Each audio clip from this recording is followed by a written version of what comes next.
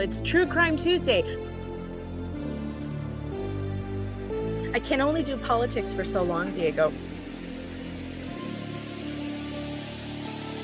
And, well, speaking of killers, that's why we're here today. I remember the day that they put Gacy to death. I watched it on TV. At Pogo the Clown, I had to pull this up because what the hell kind of parent would hire this guy? That Gacy was a very prominent Democrat. I think the worst way to die is death by serial killer. So I want to know who they are. I want to know how to spot them. I want to know what they do and how they act. And I feel like every time I get to know one of these guys and I dig into their, how their MO and how they did stuff, I end up going, they would have got me. Like I have no clue. I would not have known. This is a bullet would solve this problem. Like if the state is going to kill you, please make it quick. Do you remember Rolando Cruz? DNA evidence many years later proved it wasn't him. $20 million, and he ended up moving right next to me, Diego.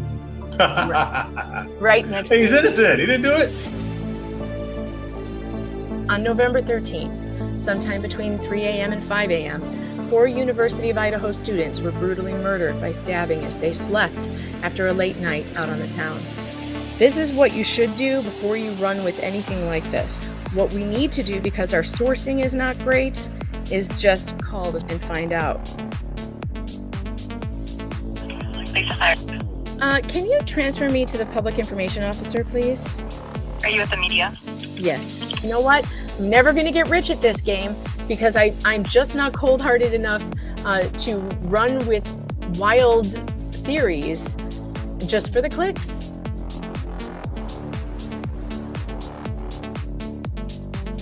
And so if you enjoy accuracy, even if it's not the sexiest thing you've ever seen, maybe my content is for you.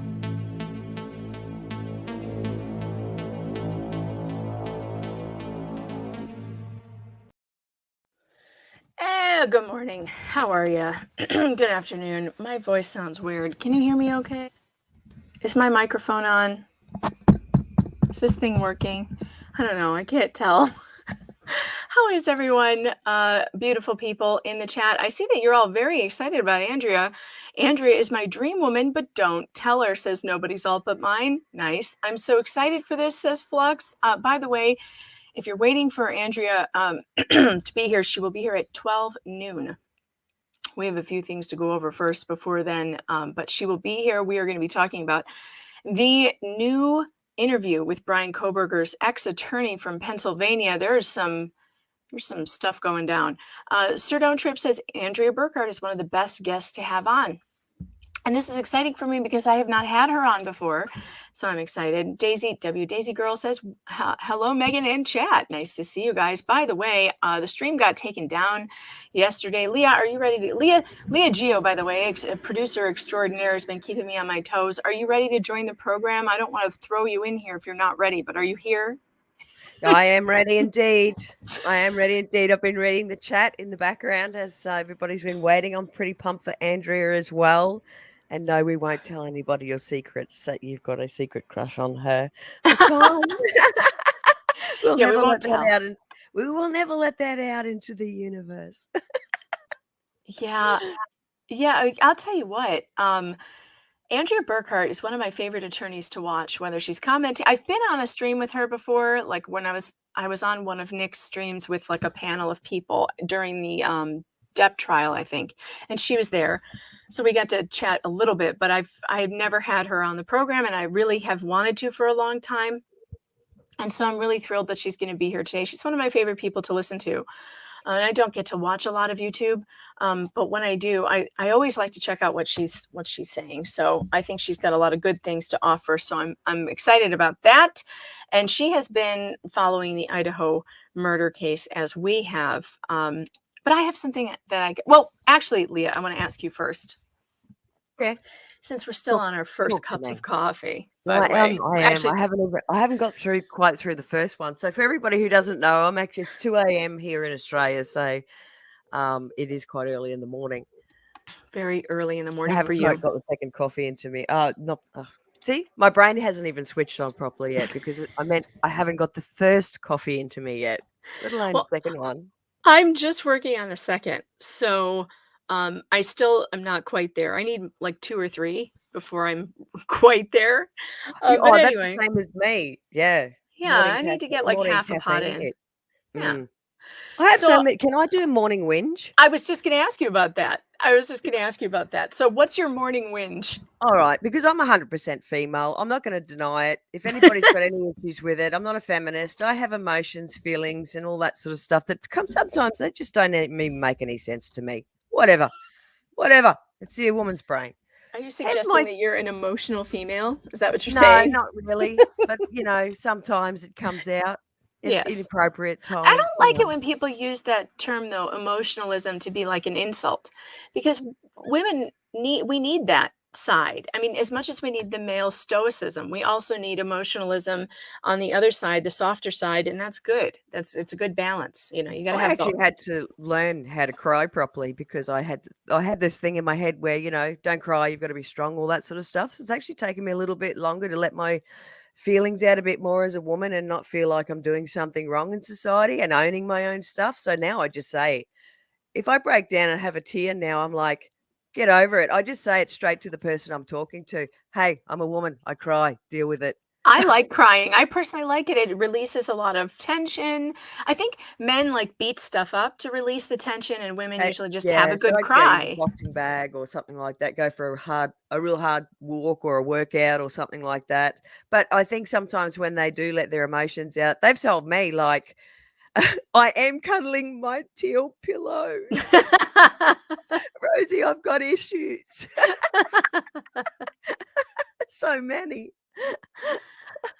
But, yeah, I wanna whinge. I fell asleep on the lounge, That's your which couch, right? I A think you call that a lounge couch. couch. Yeah, Yes, I we heard call it a that from, couch. Amber Heard. Couch, couch, couch, Couch, couch, couch. couch. I'm like, "Okay, couch. Give her a couch." So, because it's been raining really badly here I'm in Queensland in Australia.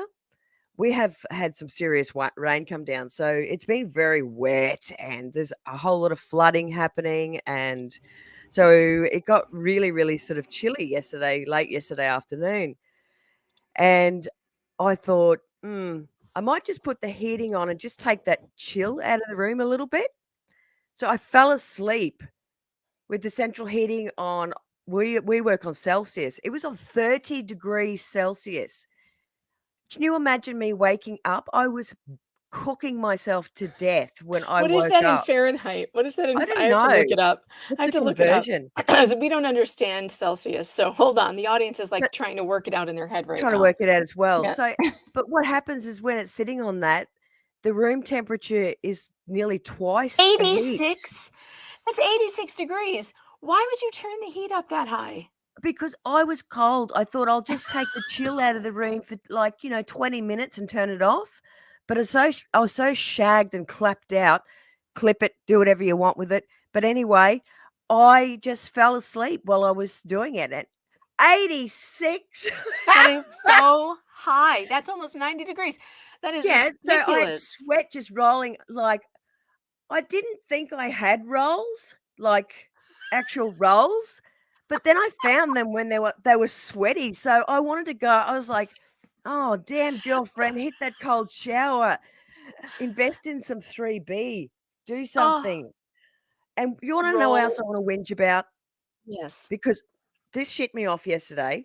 So I go to the doctor. I had to go to the doctor, I had to go to the pharmacy, all that, this shit, run around bullshit you haven't gotta do. This bloody terms of service is pissing me the hell off. Yesterday on YouTube, I got so Oh, angry yesterday. I know. So so not only us, because I know that Legal Vices and Legal Mindset are tag teaming on, and please do go subscribe to both of these guys' channels. They're going to tag team the Boone trial, suitcase Right. girl, woman, whatever. So they're tag teaming at the moment. I'm like, I was watching Andrew, and then he gets a smashing, and Joe from Good Logic gets a Yeah, he smashing. got one. He got a Tug got strike. one. We got I one. got I'm one. like, this is Yeah. beyond acceptable now. Like, And by the way, the strike that we got yesterday, well, it's not technically a strike yet, by the way. I guess I should say the stream from yesterday on YouTube has been blocked by Miss Universe. And it's interesting because Miss Universe, the new owner, made a big deal about how Miss Universe is going to be empowering for women. And women, it's all about women, women for women. And yet they go and they strike a woman's stream who and they took it down. They're worse than the NFL. The NFL at least didn't ask YouTube to remove the content. The NFL just wants my $3 or my 3 cents. Sorry, it was 3 cents. The NFL just wants the money from the stream, but they'll allow it to stay up. The Miss Universe actually told them that 60 seconds we used to make fun of their costumes, they told us that they told me it was like copyright infringement and blocked it across the world. You can still see it on Rumble, by the way, and you should go watch it because it was funny. Flux said that her stream last night got age restricted. Well, what your title of your stream might have been the problem, Flux, and I cannot say it out loud. But if you go back, say it out loud. Oh, Flux. Oh, Flux. I was on with we're Flux all last feeling night it. for a little bit, and it was really funny because she was really upset about When the copyright infringements and the strikes and stuff. It's just it's enough. getting beyond ridiculous. Like, come on now, stop it. As Megan Fox quote, Stop it. The infamous Megan Fox quote, stop it. Just stop it. Just stop it. I've had enough. So my blood pressure went up. Like, I don't know if it technically did. I don't have a blood pressure machine I run around with in my handbag. But anyway, it felt like it did. But my watch did beep, which said my heart rate was over 100. So it was telling me that I was getting a little worked up about it because the guys are tag teaming. They're doing a really good job. This is legal commentary. Get over it, YouTube. Really? Get over it. I want to know why there are channels out there that do nothing but reaction videos. In fact, the behavior panel is one where they actually take the documentary from Netflix and they will play it in big segments and then talk about it. If I did that, it would get taken down immediately. I want to know why they can do it, but I can't. When I do my episode reviews, I have to take still pictures of the documentary and put the still photos up, or I will get hit with copyright and they will take it down. But they'll drag you to the corner, beat you to a pulp, just make you bleed. They'll make you bleed. I don't get why. I'm ranting because it pisses me off. I don't get why some of us. I don't get why some of us can't do it and others can. Am I still here? Yeah, I see you. You're here. Oh, I've got an error. It's telling me to reload.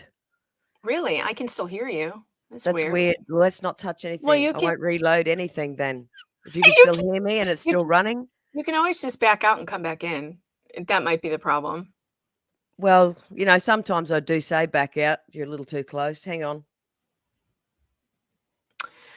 But yeah, this copyright thing and the striking going on in YouTube, it's out of control. There are thousands of channels that do nothing but reaction to copyrighted material. And I feel like they are not getting struck, and yet we do it I did it for, how many minutes did we spend on Miss Universe? Maybe 10 minutes, and out of that 10 minutes, there was 60 seconds or less of actual footage. It drives me insane. It really, yesterday, like I was saying, my watch it went off because I've got it set at 100. If my watch goes to my heart rate goes to 100, it'll beep, and I'm like, okay, meditate. I'm like, meditate, serenity. Look who's in the house. Big Rig CEO. Big Rig CEO, I love you. Big Rig CEO says, love your channel. He's got a great channel, by the way. If you guys are at all interested in trucking, in learning about trucking, in being a business owner, a truck owner, you got to check out and subscribe to Big Rig CEO because he's got all the information. He was on live this morning at 6 a.m. or 6:30 whenever I got up. And it's always fun for me to jump on his live stream in the morning and listen. He streams from his truck, and I love that. And I love that. Big Rig CEO is one of my husband's oldest friends. They've known each other since they were 4 or 5 years old. So it's a great channel, and Well, he's a my good guy. father actually was an interstate truck driver his entire life. So when I was a little girl, I used to love climbing up into the cabin and spending time there. I thought I was a big girl in that cabin. It was so up high. I know being in So, a truck like that is a really cool yeah. experience. I've been in Big Rig CEO's truck, and it's really cool. I It's know, really aren't they cool. cool? I wish I Those could drive seats one. I are drive so a when you manual sit in four-wheel the drive. seat, they're like kind of bouncy and they're like super comfy, and I then know. it's really cool. How come you don't drive manual cars?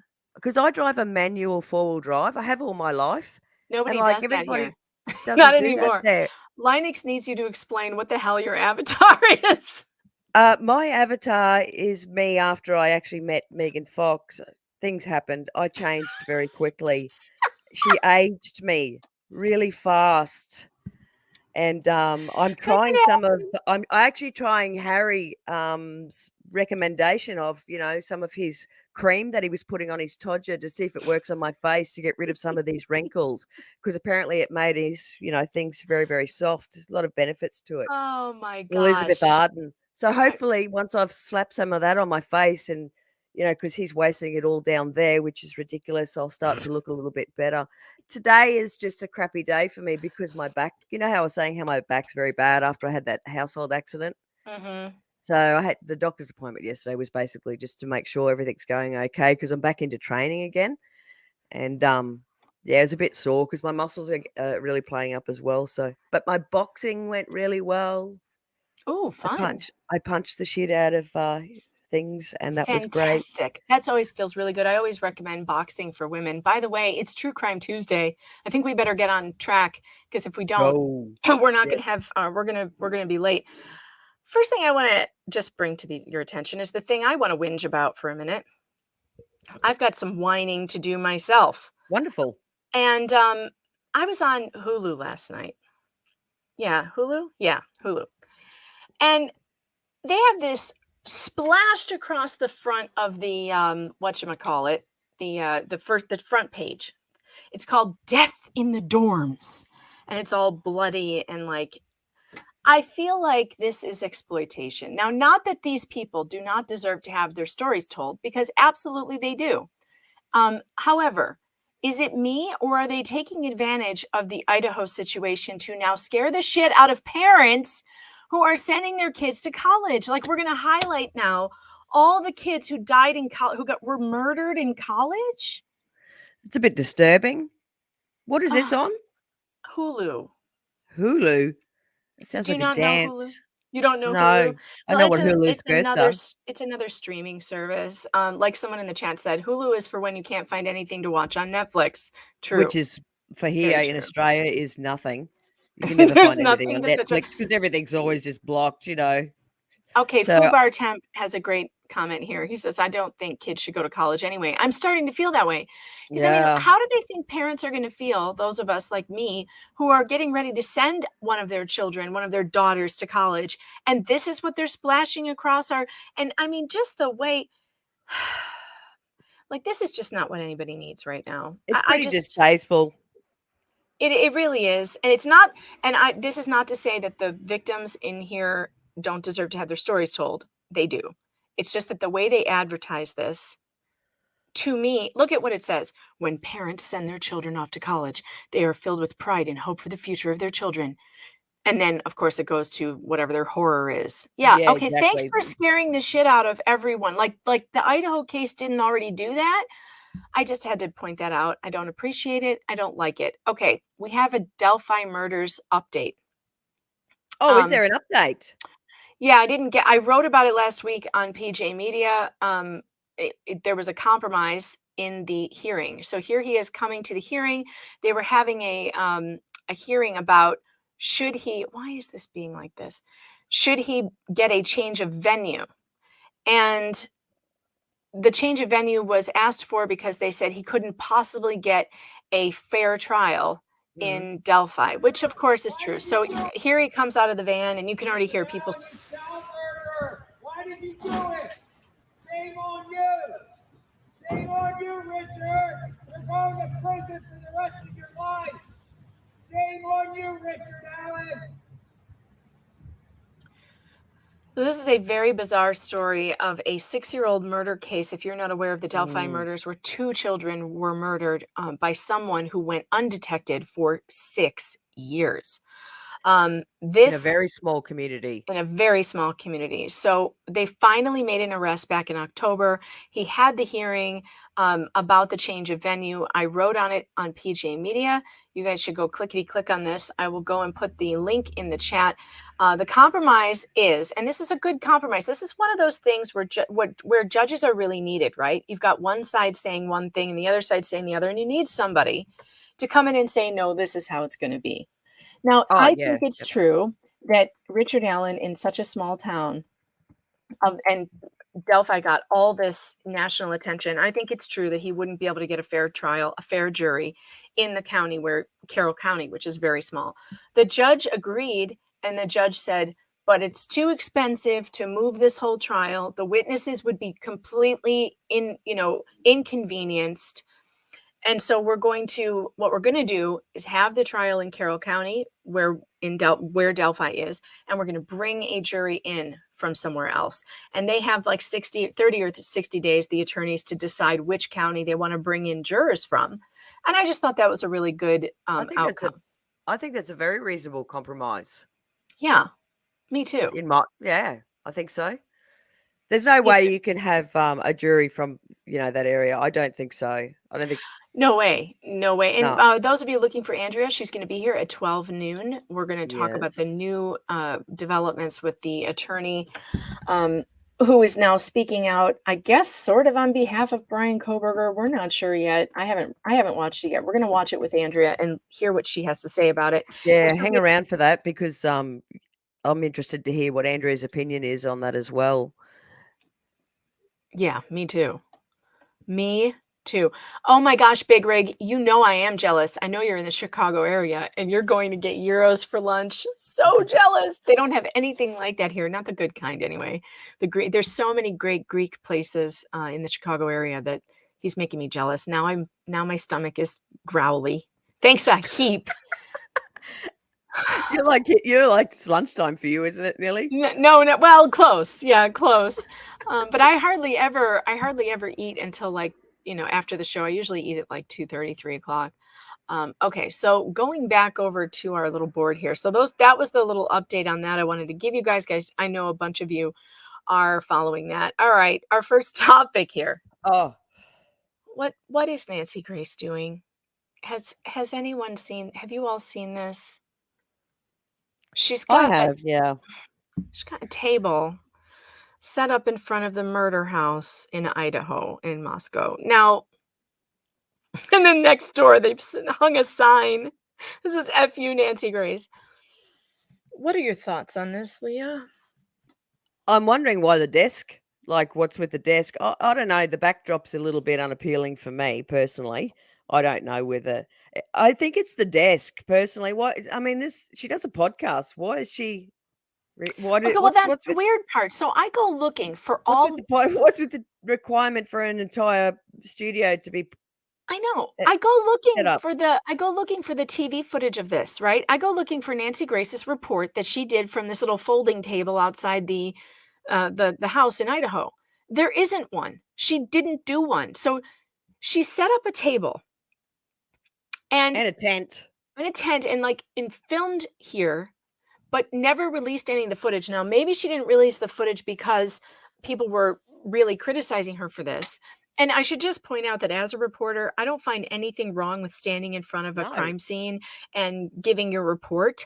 I think setting up camp at the scene, though, might be a little too far, and setting your desk up like you're at a news desk.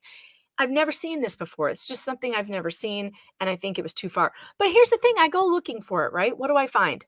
I find that she recorded a podcast at the table, but it's audio only. So what is she doing? Why? It was 2 days in a row, as far as I know. She copped flack from this the first day.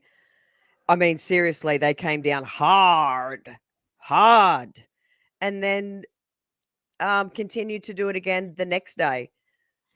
This is so bizarre to and me. yeah, I'm with you. Like it's your journalists standing out the front of and doing a media report. We see it all the time. It's perfectly fine. Like this is what happens. We stand at you guys stand outside. You report on this, but I don't know. Sort of moving your studio to an off-site place and sitting there with that. For me, it's a bit cringe. I mean, I'll say this though.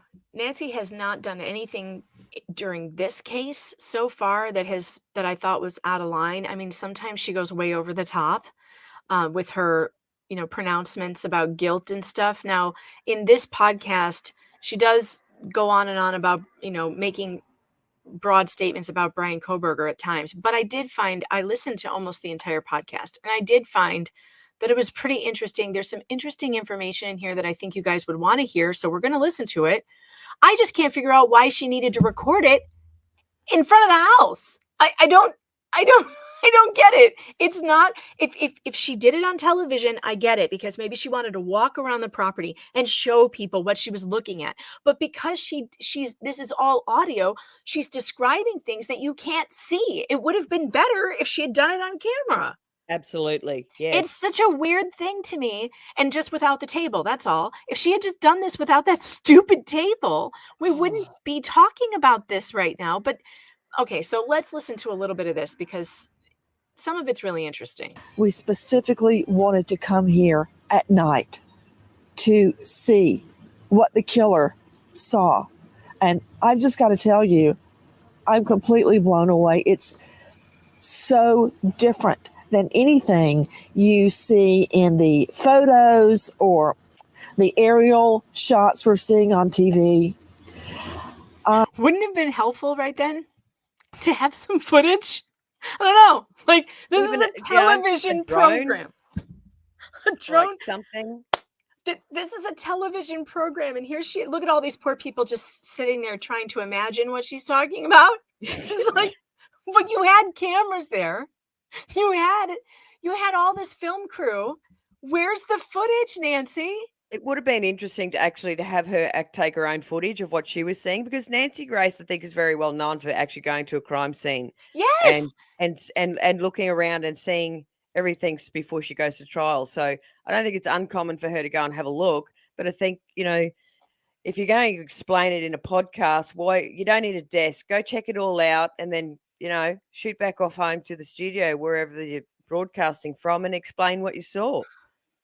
But why set up the whole tent and facade out there? And then not give us footage? It's so bizarre. I actually agree with you. Nancy Grace, as a prosecutor, visited many crime scenes. And so she has a lot of knowledge that she could, give to people. And this podcast, to me, is very interesting. And her observations are very interesting. But what the hell, Nancy? Where's the footage? So I found my own footage that we'll get to in a minute, where we can actually look at what she's describing. Because thanks to the interview room, they actually have footage behind there, which is great. So it is great footage. It's great footage, and we'll go to that in a minute after she describes what she's seeing, because I do think this is helpful, and I do think this is good journalism that she's doing right now. And I'm not gonna get on her case any more than just to say that desk was a stupid idea. Just period, dumb idea. I think it's great. Yeah. Just went up this hill. What behind? Hill? What hill? Did you please show us the damn hill? I just went up this hill behind the house, and you won't believe what I'm seeing here. It's absolutely incredible. Like, Nancy, if nobody else has actually seen any footage of this and they're just listening to you right now, they're going, okay, a hill. A hill. I'm imagining a hill. If they hadn't seen the video that we showed this audience that I'm going to show you in a minute to back this up, if we didn't see that, you would have no idea what she's talking about. No, that's what I'm saying. No clue. You wouldn't have a clue. You wouldn't have a clue. The murder scene behind the murder house. And I took a video on my phone. Where's the video? Jackie, could you play the video I just took a few moments ago? I'm here behind the murder scene. There's no video. It's just audio. He said, "Can you play the video?" And then it's just audio. I'm like, okay, because I was listening to it. And I'm like, okay, it's footage. Here we go. What is Nancy seeing? Let's have a look. No. Nothing. Just her. It's like she's taking a voice recording. I'm standing behind the house. Like, what? Right now, and you can see straight into the girl's place. This is the parking lot we've been hearing about right behind their home. I mean, it's right here. It's a lot tighter and a lot smaller than you think. And just looking up here, I feel like you can see straight into their home. These girls never had a chance against a predator. They really did not. Guys, again, thanks for being with us. That's really creepy. All right. I found it chilling the way she explained it. Yeah. It would have been better though if we had. What happened on my screen? If you I could got see it from kicked her out. perspective, like when she's talking and she's explaining it and just showing it like that, because it is chilling. So remember what she just said here, and we're going to go over if I can make this work because I just got kicked out of my board. And I'm too scared to refresh the page. Hold on, I'm going to refresh. I'll figure this out. I'm going to go over to the footage of what she's talking about behind the house, and once I get there, hold on. Maybe I just need to close some windows. That's all. I have too many windows open. I have so many tabs open from researching yesterday, and I still haven't closed them down. So it's probably why I need to do a refresh. Yeah, I've got problems. All right. I know, honey. I'll help you through them.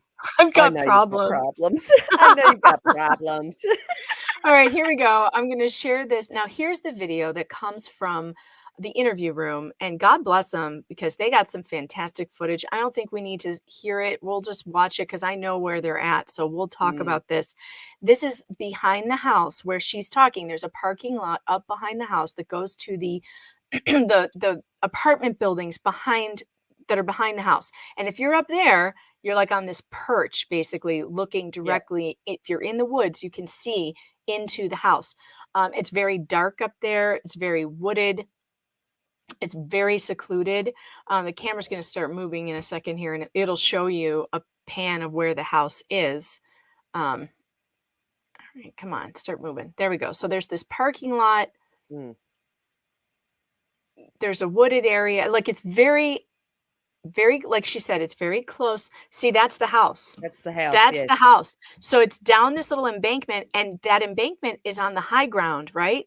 So if you were in these trees, like she's saying, if he came up here and stalked them for 12 different occasions, and he's back here where this camera is going right now, if he's somewhere back here, he is staring right. He's on the second level, looking straight into those windows. Straight into he's got a very clear view of the second and third floor from that point of view.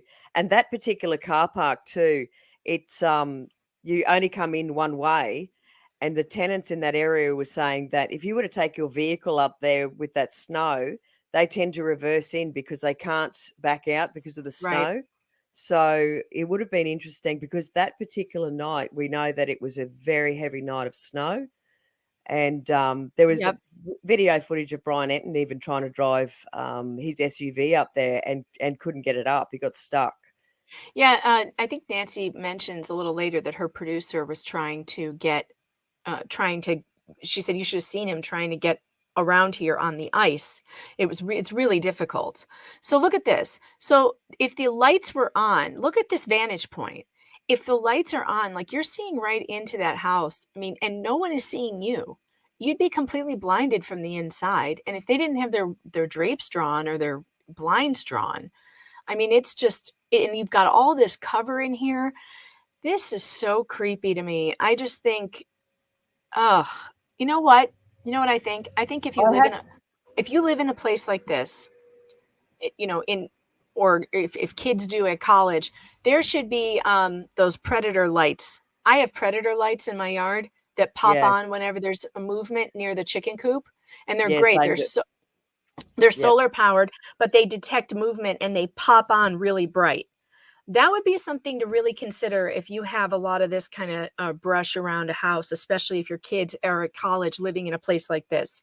I would want lights installed on all of those trees so that whatever moves, the lights come on. I have 3 double sensor. We call them sensor lights. Mine are powered. They're electrical, so they're powered into the system. And they're on each of. I've got 3 sets around the house with huge, big double bulbs on both of them, like each side, and then I can adjust which direction they're pointing.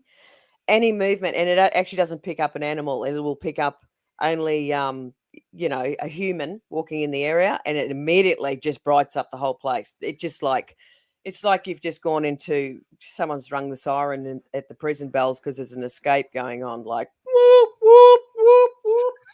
Not quite as exciting, but I wouldn't say that security cameras are cheap, but they are easier. And yes, I think everybody should consider investing in security cameras, especially if you're kids. And I think colleges should perhaps think about more coverage. I don't know. And although they caught him, they caught the guy. I believe they caught the right guy. Let's hit the super chats real quick. Ewan Farrimer, thank you for the super chat, says send them with a 45 to college. Let's make sure the kids aren't victims. Turn the tables on the pricks, thinking they are easy pickings. yeah, Idaho has a concealed carry law. they do. So those children are allowed, I shouldn't call them children, young adults are allowed to carry in Idaho. I don't know what the requirements are, but check the state. Maybe that's something we have to think about. Maybe we don't send our kids to colleges that have a no gun policy. Maybe our kids need to go with, and have their own self-defense. I don't know. I don't know what the answer is, but I'll tell you what, I'm not feeling great about sending my daughters to college right now. Misty I don't Aperk. think you'd be the only one feeling like that right now. And then thanks Hulu for making us all more terrified by highlighting all the dorm murders. Thanks a lot. Wonderful. Misty Aperk says that Nancy is on Fox Nation behind a paywall. Are you telling me that the footage she took is actually on Fox Nation? Because it should be somewhere. Is it there? Because if she didn't actually put the footage anywhere, what a waste. What a waste of a good program. So maybe that's it. Maybe she's on Fox whatever Nation. Eric Grace. Eric Non-Idol. Base Station Grace coming on the next animation. Base Station Grace. It's a good one. Thanks for the super chat. Base Station Grace. I love it, so Eric. Good. That's so funny. Oh, the locals is. They found it on locals. You guys are the best. No way, they're so good. I love locals. Yep. Hey, while we just quickly if you haven't, please download locals, download Rumble, follow your favorite streamers. If you want to catch the trials and these things, subscribe to Legal Mindset, Legal Vices, myself, Megan, and get the good commentary behind the scenes, because that's where it's all happening. So this is my locals chat right now, and they have posted the footage. They found it. Oh, they did. Guys, another thing we learned last night. We got in an SUV, and the SUV was taken from the murder scene all the way back to Koberger's Pullman home. And I want to tell you what we learned. Oh, this is interesting. He didn't go straight home. I think it was trying. I wanted someone to do this. And I actually think that they should get those search parties to search every inch of the countryside around this route for items that he tossed, is what I think. I think there should be searching. I've got questions like, what did he do with his clothing? Me too. And I think it's out there somewhere. I'm saying. Off LA law enforcement. What should have been a 9 to 15 minute drive turned out to be an hour drive. It reminds me a lot of Murdaugh on his rural route when he got shot in the head and lied about it. Remember, he claimed he took this long, circuitous route from. Oh, yeah, now that trial is starting soon. The Murdaugh trial, which should be pretty interesting. I haven't followed it all that much, but it's a pretty crazy case. I believe Andrew at Legal Mindset is doing that. So you might want to tune in for that. And let's keep going A here. to B. When it would have been about an 11-minute drive, he chose to make a 45-minute drive so he wouldn't be seen when he had himself shot in the head as an alibi of sorts.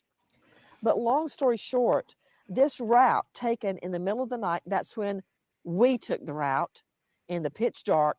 It's very sparse. It's a real no man's land. He could have thrown that knife anywhere. It does not get even close to the Snake River. So I don't believe the knife is in the Snake River.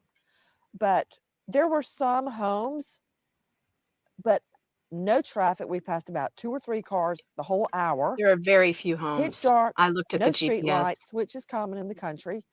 But he could have done anything he wanted with that knife. Now, this is what I want to And you know what? With all the snow, if he did throw anything out there, nobody's finding it till spring anyway. That's exactly right. Do you think he would have really like disposed of it in a river, or whether he might have buried it or something somewhere, and just because this is Maybe pure buried it. I speculation at mean, the moment. BTK. All right. Well, BTK had what he called hidey holes all over the Yeah. countryside. So he would go to these like old broken down barns and Mm. different places that were abandoned, and he would hide the victim's clothing and his treasures, and then he would go back to those hidey holes to take them out and move them someplace else or take them with him for his disgusting purposes, to dress up in the clothes. And he was bizarre. And we know that Brian Koberger did study BTK, so it would not be. It's possible that he had some kind of hidey hole out there, some old barn, some old something that nobody's been looking at. Who knows? Who knows? Well, it makes me wonder why take that particular route. Had he been there before? Another thing to do is look at those phone records and location to see, had he been on this route before? And did he stop anywhere along the way before? Because BTK did that. BTK would go to these hidey holes while he was planning his murders and whatever. And he had these routes that he would travel. So, and back then they couldn't track him. He just said this later. He told people what he would do. I think with the data dump, they'll probably look back at whether his locations and where his phone's been pinging from way back before this has occurred, to see whether this is a route that. Will you say route? Do you? Route. I say both. I don't know why. I don't know why. I can't make up my mind. Whatever. Tomatoes. Right. Do you believe, as I do, that if LE law enforcement looks at the records long enough, they will catch him with his cell phone plotting that route? Maybe. That's what we were just saying. Route. Practicing Cheryl it. McCollum? Yes. Nancy, I think he's going to have maps on the wall inside his apartment. I think not only is it on his phone and on his computer, I literally think he has pinpointed and charted this thing out where he can look at it every day. Guys, that's possible. There's going to be so much that comes out, and we're not going to find anything until June. But look at this. Okay, so she must have taken. All right, see if I can pull this up. She must have taken photographs from. Okay, so here's her photographs from the hill, the back of the hill. I'm here behind the murder scene right now, and he's straight into the girl's place. This is the parking lot we've been hearing about right behind their home. I mean, it's right here. It's a lot tighter and a lot smaller than you think. And just looking up here, I feel like that makes my stomach sick. These girls never had a chance against a predator. I'm here behind. That's terrifying. And if he really had been there, look how from that hill you can really just see into the bedrooms. I mean, if he had been there 12 times, that is so creepy. Oh, and what we learned. So I watched the 2020 thing. Do you know about this 2020? There was a 2020 special, and it's on Netflix. It's on Netflix. And they've put together kind of like a true crime special on 2020, and there are things about the case now that are, they've interviewed a bunch of people who knew him, and also family members of the victims, and so it was pretty good. I didn't learn too much that I didn't already know. I will say, do you remember when I was complaining? And I know I do that a lot. Do you remember when I was complaining about? I'm just trying to think which complaint. Which complaint could it possibly be? It was when I was complaining about one of the networks had interviewed Mr. Gonsalves, Steve Gonsalves, and they cut the interview right when she said, "Do you believe Kaylee had a stalker?" And he goes, "Yes, I do." And then you could tell that it was cut. And I'm like, well, what did he say after that? They put it in this documentary. Right. And it's a little bit of a nothing burger. So the response A was bit like Turd Burger. I think he's going to be a bit of a nothing burger after this. Innocent until proven guilty. What a sick. yeah. It's not the 2 hour mark yet. I can't say it. So apparently she believed she complained to her parents. He didn't say how many times. I'm assuming it was more than one time. That's what it sounded like to me, that she felt like she was being followed. Now that is so freaky. I mean, she felt like she was being followed. And he mentions, or her mother mentions, I don't remember which one, it was her father or her mother, mentioned that she had told them there was someone in a grocery store who seemed to be following her, and it made her feel creeped out. Now, she never gave a description of this person. She didn't tell anyone besides her parents. She didn't call the police. She didn't report it to anybody. But they had the feeling that she had said more than once that she felt like she was being followed. You know, I got to tell you though, and I'm not blaming her parents. Okay, this is just me as an investigative journalist. If my daughter says to me, I think I might be being followed by someone, I'm going to be like, give me a description. Where were you? Yeah. What time? Then I'm going to go to the grocery store and I'm going to get the camera footage. Then I'm going to find out who the fuck this kid is, or man who's following my daughter. And then I'm going to go to the police. And then I'm going to get his name, and I'm going to get every mortgage he's ever had. I'm going to look up his. That's what I'm going to do now. I don't. And that's not saying anything about her parents or anything, because and it's interesting to think about. It's interesting to be about the fact that she had this instinct feeling that she was being followed. And this is a point I want you to remember, and everybody to remember, your gut instinct. Men call it their gut feeling. Women say it's my instinct. It's the same damn thing. If you feel something not right, it's probably not right. We used to have a saying. We used to have a saying in the in law enforcement. If it smells like shit, it's usually shit. It's the same with the instinct. If it doesn't feel right, it's normally not right. All right. Another thing that came out on the Nancy Grace podcast was that they interviewed someone who had a date with Kohberger from Tinder in 2012 or 11. It went very weird. Let's hear how this went. It was very strange. Although I have some advice for girls as we watch this. I have advice for you if you ever should find yourself in the situation that this girl did. Kohberger was arrested. Couldn't believe her eyes. I recognized him immediately, and my heart just sank because I couldn't believe that, like, I was face to face with this guy. First of all, you're like 30 years old. Please stop with the vocal fry. We cannot handle it.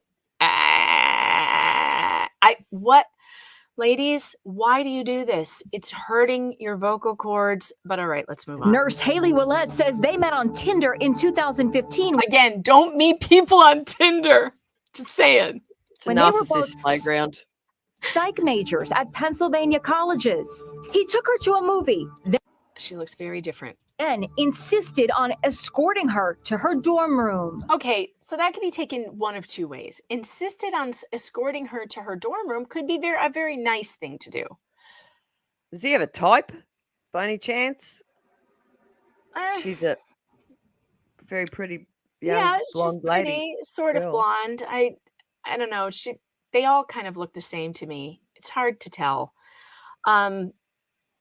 Girls all kind of look the same now. They're going for the same look. So it's hard to know if anybody has a type anymore, right? You really just can only differentiate between the blondes and the brunettes and the redheads. Good point. Because they all have like those big duck lips and the big, huge eyebrows, and that, like, they're all going for that Remind me to get some. Do they sell them at the chemist? I don't know. Woolworths, duck lips at Woolworths. Does he have a type? Pretty girls? Every man has that type. That's every man. And for one, it's not, I don't think, a red flag. I don't think it's a red flag. It's true. Shut up. Stop being so smart. And it's not a red flag if a man you went out on a date with escorts you back to your dorm or your house. That's not a red flag, ladies. But here's the red flag.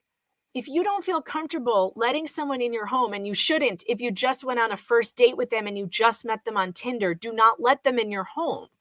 That's absolutely, you say goodbye at the door. And and she's about to tell you that she didn't know how to tell him goodbye, and he kind of invited himself in. Ladies, don't allow that. Say, it's time for me to go now, and I thank you for the lovely evening. We'll talk later, or whatever. And if you are not interested in him, you might just say right then, thanks so much for the fun evening. I think it would be great if we could stay friends. I'm not really looking for romance right now, and call it a night. Like, period. I think, build the self-confidence up. If you're a parent, build yourself the confidence up in your children to be able to have that, say that with some strength too, because sometimes, it can feel a little bit, what do I say? I don't want to offend this person. It's not about offending them. Just stand your ground. If it doesn't feel right, just say, we can do this another time. I'm tired, whatever you got to do. Whatever you have to do, but don't let them into your house. Don't let them in your house. That's dangerous. You just met this person on Tinder. Do not let this person into your house.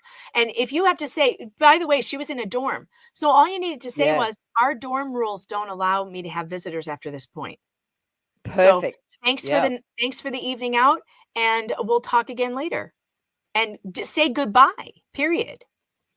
I was kind of afraid to say no, so I never be afraid to say no. I just let him come in with me. Then he did something she says she'll never forget. He kept trying to tickle me, and I would ask him to stop, or I'd say, "What are you doing?" And he would be like, "I'm not tickling you," and he would get very serious. Creeped out by Koberger. Okay, a guy who comes back to your apartment after a date and is trying to tickle you is trying to start a physical thing, trying to make out with you. That's not unusual. That's what guys do.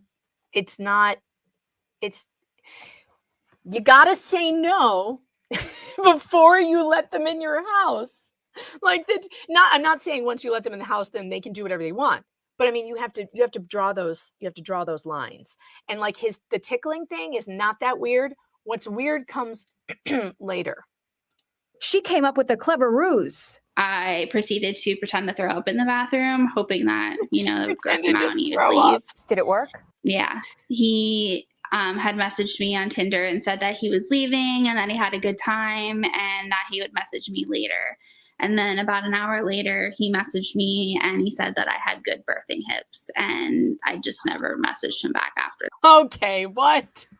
Okay, then. That was his first message to you after your date was, you have good birthing hips?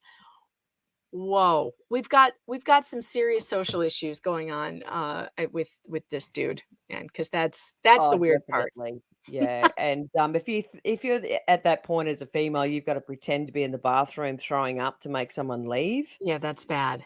There's a whole lot of gut instinct going off there, going, I want this person out of my house. That's a pretty hardcore fake to get someone out.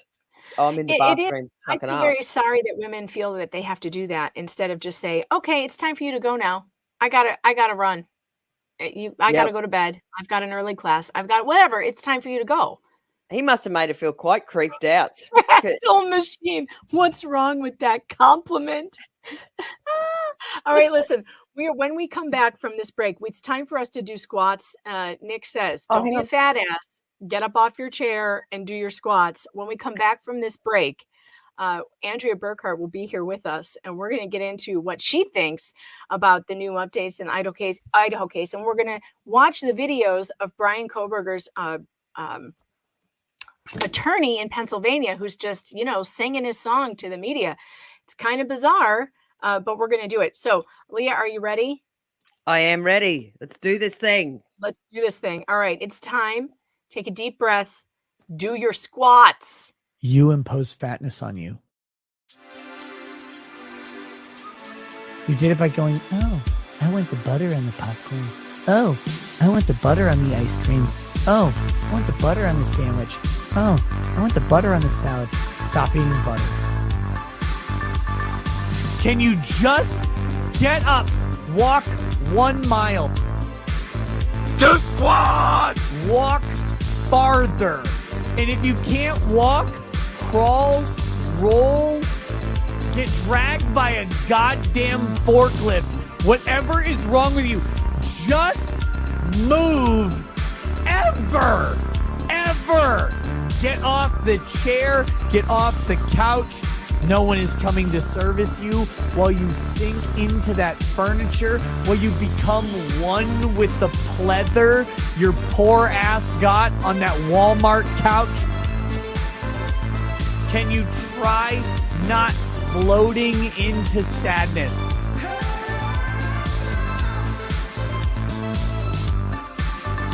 Stop eating, stop drinking, start walking, start doing anything that you haven't been doing, you fat piece of shit. This case will end up being studied in criminology school as much as the BTK killings. I really do. And I think the reason why is it will be studied as a law enforcement win. It will be studied as how you do it the right way. Andrew Branca is going to be here, and we're talking about the taco shop shooting.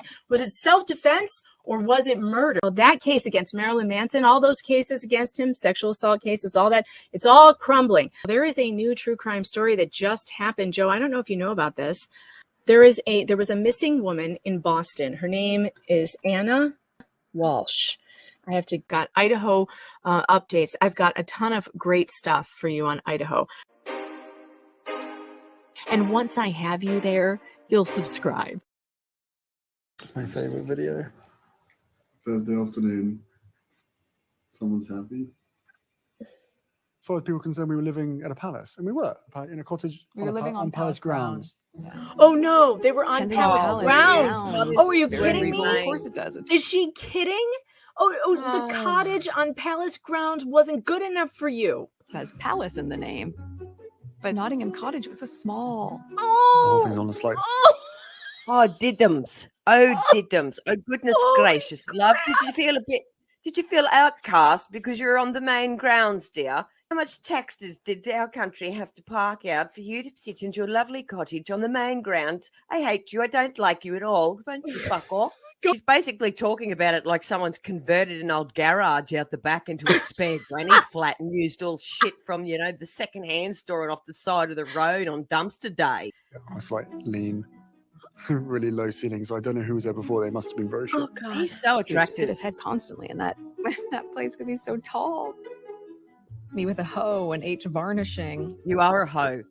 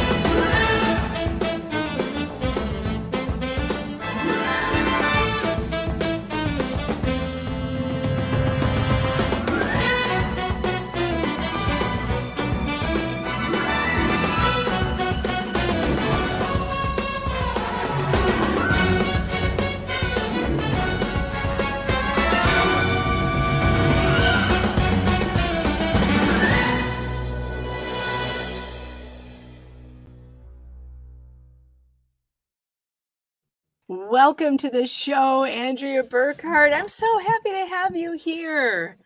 So nice to be here. I've been wanting to have you on for so long, and we haven't got it together yet, but this is great. I'm excited to have you here. You've been doing a lot of coverage on this case. You're out there, right? You're nearby. You're in Washington, is that correct? Yeah, I'm over in Eastern Washington, so I'm about roughly 2.5 hour drive from Moscow. Interesting. Have you been over there yet since this all happened? Have you taken a drive by? I haven't.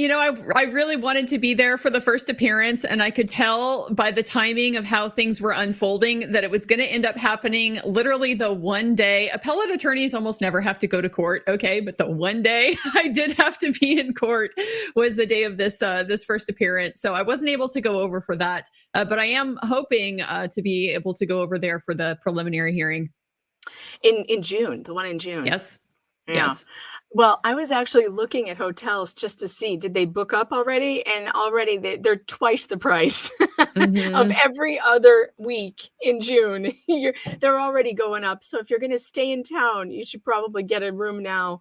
But it's going to be it's going to be something. What do you expect? That's a question I was going to ask you, actually, was about the preliminary hearing. So this is something interesting in Idaho. It's going to be like a mini trial, from what I understand. It's going to last 5 days. Yeah, so this is going to be an evidentiary hearing. It's essentially a process where they have a trial on the question of probable cause. And the reason why they do that is because they didn't get a grand jury indictment in this case. And so it's basically a kind of backup process to make sure that the charge is justified and going forward. We aren't just taking the word of the prosecutor or the word of law enforcement, that there is going to be sufficient evidence that's admissible in a court to be able to lead to the conclusion that he should be charged with this. So yeah, I expect this is going to be a very interesting hearing in the case. We're going to see a lot of these people for the first time. We're going to see how the witnesses present. We're potentially going to get new evidence, right? They aren't limited in the preliminary hearing to just what they had at the time that they wrote the probable cause affidavit when they made the arrest. They can bring it up to the current day. So there's, from my perspective, pretty good chance we're going to get some update on the state of the evidence. And I'm betting that they have a whole lot more than what we've been told in the probable cause affidavit, because they only needed that to get the arrest warrant. So they just put as little as possible. These cops, to me, are like, they're so closed off. They're being so careful that I have to imagine they have a lot more. Well, from my perspective, I think that it's likely that what got into the probable cause affidavit was the bulk of what they had at the time that tended to implicate Bryan Kohberger. And the reason why I say that is just because, since this is a circumstantial case, right? It's not a situation where he was caught on camera doing it, where someone saw him in the act of doing it, or where he has confessed to doing it, So it's just based on the inferences that you can draw from all of these independent pieces of information. So given that, you're typically going to want to include, whatever circumstances you have that are going to be consistent with that conclusion, just because you don't want to risk that the judge is going to say, not sure this is really clear enough. So I think that it is likely fairly thorough up to that point. It's just that that's really the launching pad for so much of the investigation that we can expect to occur from the point of his arrest forward. We already know, of course, there were search warrants executed in Pennsylvania at the parents' house. His car has been taken. His apartment in we have no Pullman idea what they found there. Yes, no idea. No idea what they found. And even when we find that out, there's likely going to be more going on in the scenes, right? We might find out they seized his computer, but we're not going to find out, what have they looked for in there? What have they found? And all that type of thing. So these are potential gold mines too. The thing I'm looking forward to seeing is his phone. If they've been able to recover his cell phone, that's, often the type of evidence that is fairly conclusively going to rule you in or rule you out, from something like this. If he had I don't know what type of phone he has. I don't know if we know that, what type of phone it is. But if we know, if it's an iPhone, for sure, if you don't turn off your location settings, it is tracking you everywhere you go. And I mean everywhere, every corner you step on, it's tracking, or everywhere you drive, every street, every timestamp, everything. So that we won't have to rely on towers pinging anymore. It'll just be exactly. Yeah. Interesting. Exactly. Very interesting. American Dreamer, thanks for the super chat, wants to know, has Andrea seen the Nancy Grace video? Do you mean the one we were playing earlier with the out in front of the house? I think that's what they mean. The Nancy Grace, where she's got her desk set up in front of the house. Have you seen that? Yeah, I didn't watch the video. I just saw the photograph, and I saw the response that the neighbors had to what she was doing. I think the only reason why they had that reaction, and why all of us were kind of like, oh, Nancy, that's cringe, is because she was at the desk. Like, just stand up and do your report so it doesn't look like you're camping out. Yeah, it just wasn't really the most, I guess, respectful presentation. I think pretty much anybody can understand. You're an investigator. You're going to go to the scene. You're going to be taking a look at at where all of this stuff happened. But yes, to kind of plant yourself there So as cringe. some kind of, like official looking, it was not Moving my not a good look. television desk in front of the murder house. Like, come on, Nancy, Yeah. stop. But Yeah. what I wanted to play for you and what I wanted to get your reaction to is this. So there's like a 3-part video series here that Brian Enton, who's been covering the scene, he's been covering this from the very beginning. He's done some really good work. And I mean, here's a guy who totally camped out in front of the house, but he didn't have a desk set up. And so no one said anything to him. But anyway, he's got this interview with the public defender, Jason Labar, who was the public defender in Pennsylvania.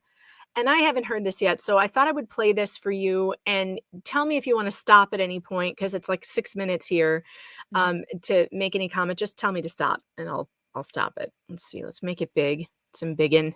Mr. Labar, when you first met Brian Koberger in Pennsylvania, what was your first impression? When I met Brian Friday night, the night he was arrested, Brian was very cordial. He was calm. He was aware of what was going on. He was shocked by the arrest, but he certainly was easy to talk to, very intelligent, and I really had no issues talking to him. Did you talk about the details of the case? When I walked into the room and I shook Brian's hand, before Brian could even, I think, say hello, I basically cut him off and said, Brian, I'm merely your attorney for your extradition. I don't want to know any of the details about the actual facts or circumstances of the case or the allegations against you. That's for your attorney once you get to Idaho to talk about. I'm simply here to talk about the extradition and the elements surrounding the extradition proceedings. Did you get the sense, because he was getting his PhD in criminology and had his master's, that he had a good understanding of the process more so than like a regular client you may have? Well, you have to understand the clients that I normally have don't even have a high school education, let alone a degree from a college. So it was much easier to talk to him about how things would proceed and how the hearing would go than my usual clients, being a public defender. But yeah, it was pretty easy to talk to him. He was aware. He did ask questions about how things would go. He wasn't fully aware of the legalese behind the hearing and what would be expected, but I certainly know after explaining it to him, he understood.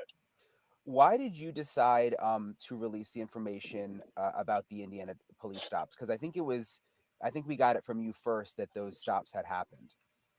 I think it is accurate. It came from me. It really just came in conversation with Brian and his father. I was aware that I was trying to make sure that they knew the date that they came back from Pullman, just to make sure that it establishes that he would have been in and around the area at the time of the incident. Never contested. He had been in Washington State University up until mid-December. But when I talked to his father, he had talked about being stopped on the way home twice by Indiana State troopers, twice back to back. So it's something his father had told the FBI or Idaho State Police or Pennsylvania State Police, whoever interviewed Michael here in Pennsylvania. He had already told that to authorities, so I felt comfortable saying it as part of one of the interviews that I had done, that he had been stopped, because I felt a little suspicious about it, that he may have been followed from Washington State, although I think that has been debunked to some degree. So when you were representing him in Pennsylvania, and I saw you in court, obviously you had limited information. Then when we got here to Idaho, the probable cause was released. What was your reaction? I'm assuming you've read the 18 pages. What was your reaction to all of that evidence? I immediately was given the affidavit of probable cause when it was released, if I recall correctly, by... I'll restate this then, Brian, so it's clear. I'm just trying to remember who actually gave it to me the second it came out. So I immediately read the affidavit of probable cause. I believe a news media outlet that I had been in touch with sent it to me the second it was released. I read over it 4 times, I think, until I soaked it all in. And obviously what I had read, I now had an understanding of the evidence against him, because I had been working in the blind the entire time because I didn't have access to the affidavit of probable cause or know anything about the facts and evidence that they had against them to verify the arrest. What was your reaction, though? Were you surprised by the amount of evidence? Did you think it was solid? I stated a couple times to other individuals and other outlets that the way I would classify it, based upon my experience doing this for 17 years, read about 25 homicide affidavits of probable cause at least, and represented several homicides, capital homicides through trial. I wasn't too surprised. I thought it was a strong circumstantial case that had holes and that could be exposed by a competent, good defense attorney like Attorney Taylor, I felt. What would you say the biggest holes are? I have been talking about like the biggest evidence and going step by step because defense is going to attack each part of the evidence separately, really, because the Commonwealth's case is really based upon circumstantial evidence. There's no direct evidence against Brian. So their case is in the whole, whereas defense will be attacking each piece of evidence individually, I believe. At least that would be my trial strategy. So if you talk about the sheath being found in the room, you have DNA recovered from the button of the closure of the sheath. What you can say about that is it's transferred DNA, it's touch DNA. That DNA could be on there. Nobody knows how long, if undisturbed. Certainly it could be a year, it could be longer. Experts going to testify that obviously it was placed on there because Brian touched it, but they can't say when he touched it. Now, there could be additional evidence that comes out about that sheath. One being it could be actual DNA on it. The state police executed a search warrant of Brian's blood when they were here in Pennsylvania. And we don't know if that's additional evidence that may come out if there's unidentified blood on the sheath. In addition to the sheath, the knife itself, obviously not found, but we don't have the results of the autopsy, so we don't know if it's consistent with a straight edge weapon or not. Certainly that would change my feelings about the affidavit of probable cause too. Okay, that's the end of that. Now, so far, I haven't heard anything there that would make me go, I can't believe he's saying this. So far, this is just what I've heard from Steve Gosney. I've heard from other defense attorneys who say there are holes that we can attack this as a defense. What do you think? Yeah, I have a little bit of a contrary take on this series of interviews that this public defender has given. I know that he has taken a lot of heat and a lot of criticism for it. And there's really no question that it can be a bit of a risky undertaking to do something like this. But I got to tell you, I kind of appreciate what he is trying to do here. I mean, I have to point out that the law enforcement has given, I think, 15, they had 15 press release, press conferences. They've issued something like 45 press releases. There have been multiple interviews. The law enforcement side of this story has really dominated the narrative. And so I can very much appreciate why this attorney would want to just try to balance that to some extent, to encourage caution in prejudging the case. I mean, that's sort of the constant frustration that the defense lawyer has. You walk in, you look at your prospective jurors, they see that your client has been accused of doing something terrible, and you're kind of already on the back foot because of that expectation that, he's here for a reason, so he probably did it. But we forget that everybody who has been wrongfully convicted, there were circumstances that made them look guilty for some reason. It didn't just happen in a vacuum. There was something that people relied on that led the state and the jury to conclude, that this person probably did it. And it's only later on that, they're able to figure out that wasn't the case. So I agree with that. It sounds to me like I'm listening to him. It's like, well, we've been listening to nonstop coverage about why Brian Kohberger is guilty. And now, because there's a gag order in the case, his own attorney, his defense attorney now, is not allowed to speak to the press. So this defense attorney, who is not currently his attorney, is the only one who is actually allowed to speak. And I think that's okay. I think it's good to remind people about that, like you said. Yeah. And so, I mean, the risk that you have in this type of situation as an attorney, you risk that you're going to potentially open up a door for attorney-client privilege to be waived, for that confidentiality to be basically broken based on the things that you're saying to non-parties. And so there were a couple things in here that I raised my eyebrows a little bit with what he's saying. He is obviously speaking fairly openly about what I said to Brian, what Brian said to me. He disclosed the fact that he had a conversation in the presence of Brian's father. The presence of a third party destroys attorney-client confidentiality. So now you've basically informed, the state and the world that at least this part of your conversation with Brian Kohberger was not confidential. You can now be asked about that. But he's also made it very clear from the outset, he didn't ask him about anything that's potentially inculpatory, or exculpatory or inculpatory. He didn't really want to know, a lot of the facts in the position about the case. He specifically told him not to tell him. Yes, exactly. And it does make me wonder. So for him to be doing this at all, I am going to assume that he has CYA'd, 10 ways from Sunday with Brian about his authority to do this. Mr. Kohberger, presumably doesn't have a press agent or anybody, who's able to go out and do this type of messaging for him. Right. It is kind of a natural fit for the lawyer to do that. That may have been something that was kind of identified and recognized early on. I mean, certainly we saw very early efforts taken to craft this statement that he released on Brian Kohberger's behalf. And so I view this situation as potentially tailored towards achieving that, being able to let him have that contrary voice, that balancing voice out there in the public square where this conversation is taking place.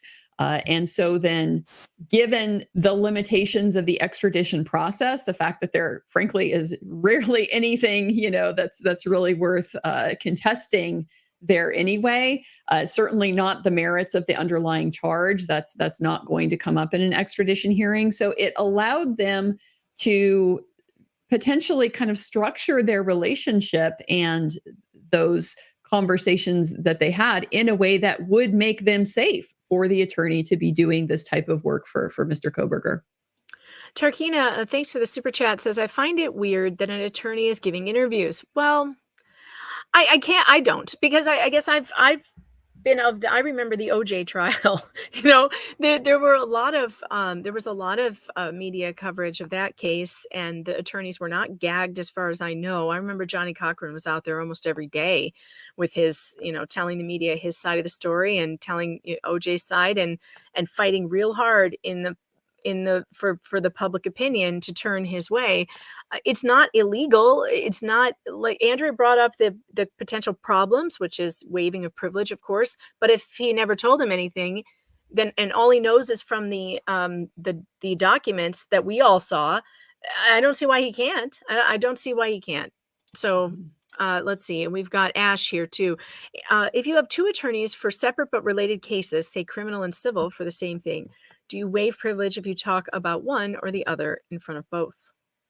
The answer to that is no. And the reason why is because as long as there is complete confidentiality between the parties, then it doesn't break the privilege. And so an example of that happens with some frequency is spouses. You can have both spouses talking to an attorney. The presence of a spouse isn't necessarily going to break the confidentiality because most states will have a spousal privilege that protects those communications. So since the confidentiality is complete, there's no waiver in that situation. All right, so we've got part 2 here. let's play part 2 and see if there's anything egregious that pops out at us, because apparently some people are very angry about this. Van's footprint in the affidavit of probable cause, they don't match that with Brian. I would say that I reviewed a couple, I think it's at least one video of a previous encounter of the police at the home of the victims, where the individual who answers the door is actually in a pair of vans. I know I saw that and I pointed that out last time I saw it, because that's what was interesting about that to me in the affidavit of probable cause. Now, again, it could come back that Brian has a pair of vans that could possibly match that. Talk about the vehicle. The vehicle's interesting because, I mean, there is no direct evidence that it's Brian's vehicle. They used the cell phone pings, tower pings, to link the vehicle to its whereabouts the night close to the home. They use that to track it. Just so you guys know, I cannot boost the volume anymore. Unfortunately, this is the original volume and it's up as high as it can go. So I suggest headphones. Not linking the vehicle to him, though, would be highly bizarre, because the vehicle on the video they found had no front license plate on the night of the murders. Pennsylvania has no front license plate requirement.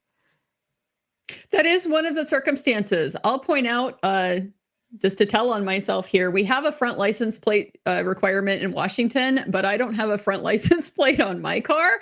I drive a Subaru BRZ, and you have to drill the bumper to be able to mount a front license plate. Do it. I haven't done that. I don't intend to do that.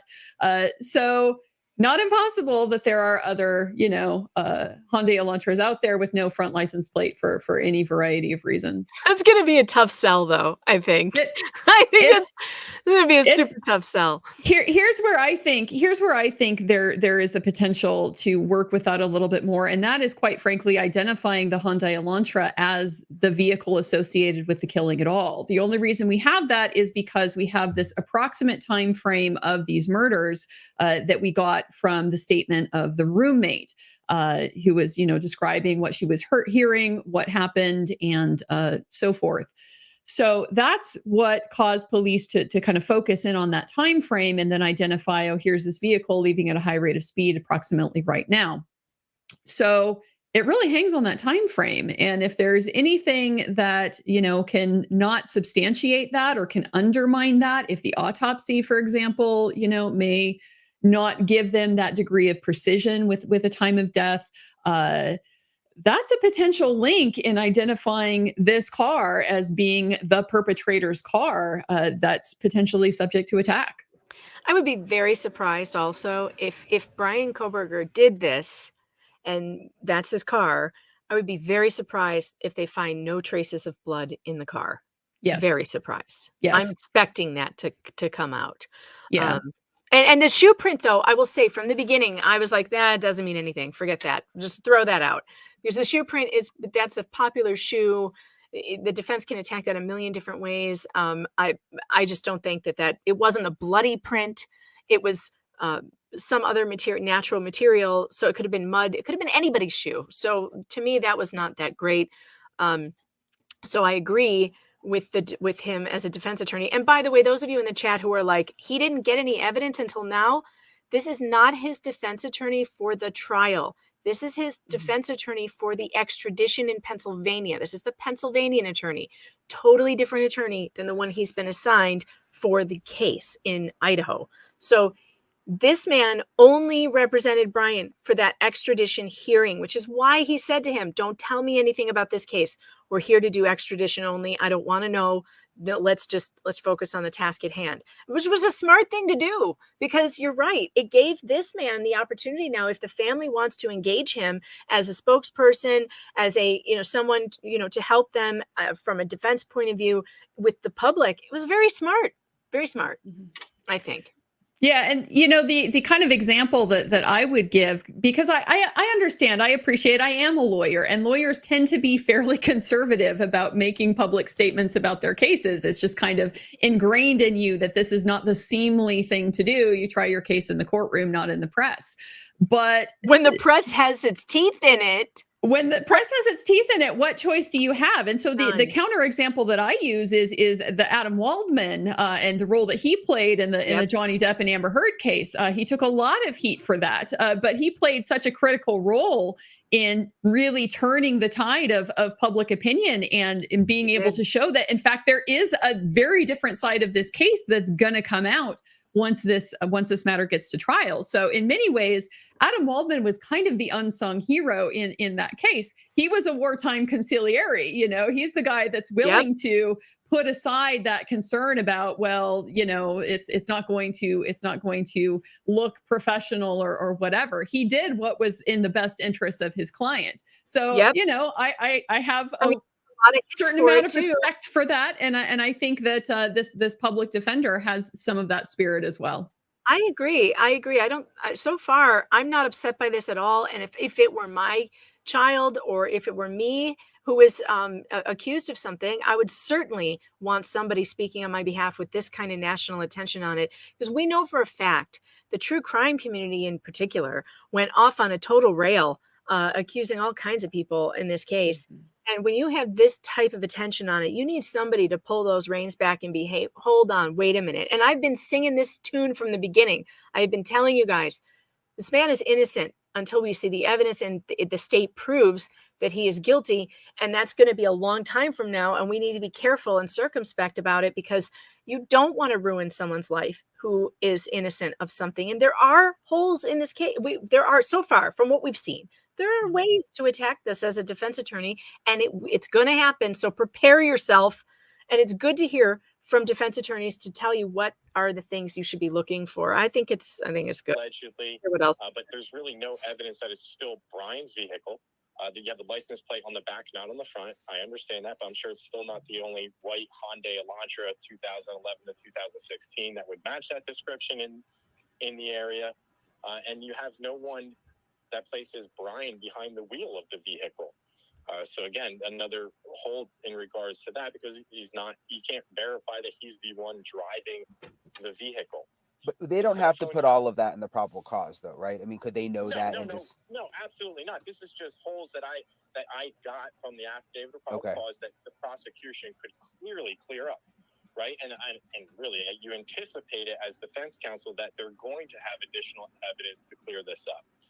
The one that's going to be difficult is the cell phone tower pings that I found to clear up because Brian's phone was off from approximately, I think it's 2:30 to 4:30 or 4:45. I don't know the exact times. And cell phone tower pings we like to call it as defense counsel junk science, not exact science. The cell phone tower ping is that when you send a signal out, it pings off of a tower. When it hits that tower, it creates a radius as to where you could be placed around that tower. Now, this was approximately, as the crow flies, 8 miles away, I believe. And cell phone tower ping information usually is a 20-mile radius. That's how the expert is going to testify. The only way to get around that is if there's GPS evidence.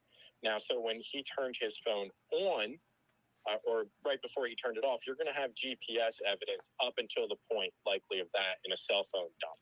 And then you're going to have GPS location the second it gets turned back on. That's not in the affidavit of probable cause. It's certainly through the 60,000 plus pages that'll be generated from a forensic review of his cell phone. So certainly it's more evidence that you're going to be looking at. Again, there's a lot of things. Like I said, it's a little, I'm saying it contradictory that it's a strong circumstantial, but there's holes. I anticipate those holes to grow smaller when the prosecution puts their entire case on it and collects all their evidence, but maybe not. I don't know. But there are certainly. I mean, so far, I'm not upset with this guy at all. He's saying all the things that I've already heard every defense attorney say to me. Yeah, and it makes sense if what he's telling us is the truth, that he knows nothing extra about this case beyond what's in the public records that all of us got access to. He doesn't know. Brian didn't tell him anything.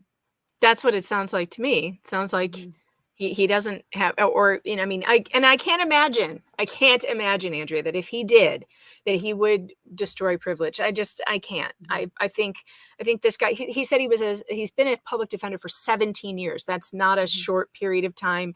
That's a seasoned defense attorney. So far, sounds like a smart guy to me. He's not saying anything here that's pissing me off, but I don't know. Maybe it's coming. Holes in the case, and the affidavit of probable cause is just a start. We're in the infancy of the case, and I really do pretty much bank on the Commonwealth. Well, I say Commonwealth because it's Pennsylvania, but the prosecution coming up with more evidence, obviously. The statement that you released from Koberger, where he, said that he was innocent, essentially, did you write the statement with him? I don't know if you can share how that statement came about. The statement came about Friday night when I talked to him. I to understand, on Friday, we were closed. We had a half day, so I knew I wanted to plan out sort of the attack of what I wanted to get done. What I know I needed to have get done because of the media exposure I anticipated with the case. I didn't expect it to be like this. I didn't expect it to be more. I've been told by the AOPC, which is court administration, that really more calls than were on Cosby. They were calling about this. So I sort of got a heads up of what to expect. So I sat down in my office at 12 noon on Friday, and I wanted to plan this out as to what I wanted to get done. Two things that I felt most important is making contact with the Idaho Public Defense Commission, obviously talking to Brian as soon as possible, getting a statement out based upon my conversation with Brian, obviously, talking to the family and getting potentially another statement out. And really from noon to approximately 4:30, I took time to search relevant Idaho law, in reference what Brian would expect upon extradition and returning back. So then I went out to the jail at 5 o'clock. I know there was a lot of people, a lot of news media outlet at the jail at that time, but I knew it was dark out, so I could essentially sneak in under the cover of dark and be able to talk to him without anyone knowing that I was actually there. And I spoke to him for about an hour. I let him know about the statement. That I wanted to get a statement out there because with all of the news media, I knew there was going to obviously be issues as far as him receiving potentially a fair trial, people jumping to conclusions. Automatically you worry about the presumption of innocence and the integrity of the criminal justice system. So I said, Brian, is it okay if we get a statement out? And that's when he brought up the eager to be exonerated language. And obviously that was included in the statement. So that was him. That was him who wanted to put that in. The eager to be exonerated was the language he used. We put it in the statement. But obviously when I talked to him about the eager to be exonerated, to me, when we talked about it, it was more or less he was asserting innocence, but that's the language he used. All right. I would expect, Andrea, that if I had a defense attorney, and I'm in this very serious situation, that he would give me good advice. I don't hear anything here except what a defense attorney is supposed to do. Yeah, I honestly really don't either. And in many respects, this type of advice about dealing with the public narrative, getting a step ahead so that you're not potentially, allowing your right to a fair trial to be jeopardized by this dominant, media narrative that's being spun about you. That's a little bit, frankly, above and beyond, what the classic role of a public defender in a case like this is going to be. So I agree. I did not really get the outrage that I saw associated with all of these interviews that he's given. I understand why he's doing it. We've got one more part. So maybe I don't know. Maybe he throws out all of his professionalism and does something terrible in the next 5 minutes. I don't know. Yeah, maybe we're good. I mean, I could see a potential argument, a potential criticism that this part of the interview where he talks about that exoneration language specifically coming from Brian, I could see that as maybe being, did you necessarily, need to say that? Because that does, in a sense, trap him. You know, Brian Kohberger is now sort of trapped as the guy who told his lawyer he's going to be exonerated. He's taking this position of being innocent of the charge. And so that's going to make it a little bit difficult, you know, to backpedal if there is some other explanation, some other defense that he intends to pursue. That's, you know, besides just I am not the person that did it. But at the same time, I can see why he would want that to be clear, that it's not me making this up. This is Brian asserting his innocence. He has asserted that he's innocent, and so he is entitled to that presumption till we get through the trial process. Yeah, I'm not seeing anything so far that upsets me, but here's the third part. This is the last and final part of this interview, so maybe we'll find it here. Just because of the attention. Do you think that Kohberger can get a fair trial here in Moscow? No defense attorney would say yes. There is no way he can get a fair trial in Moscow, Idaho. I don't know if he can get a fair trial in Idaho. Just because of the attention, you think, or? Yeah, I mean, obviously, due to all the media news outlets, the attention it has gotten. I mean, you're talking about an international case now, and really a social media is also an issue here. I mean, this is really one of the first cases. I mean, you had the Patino, I think Patino is correct.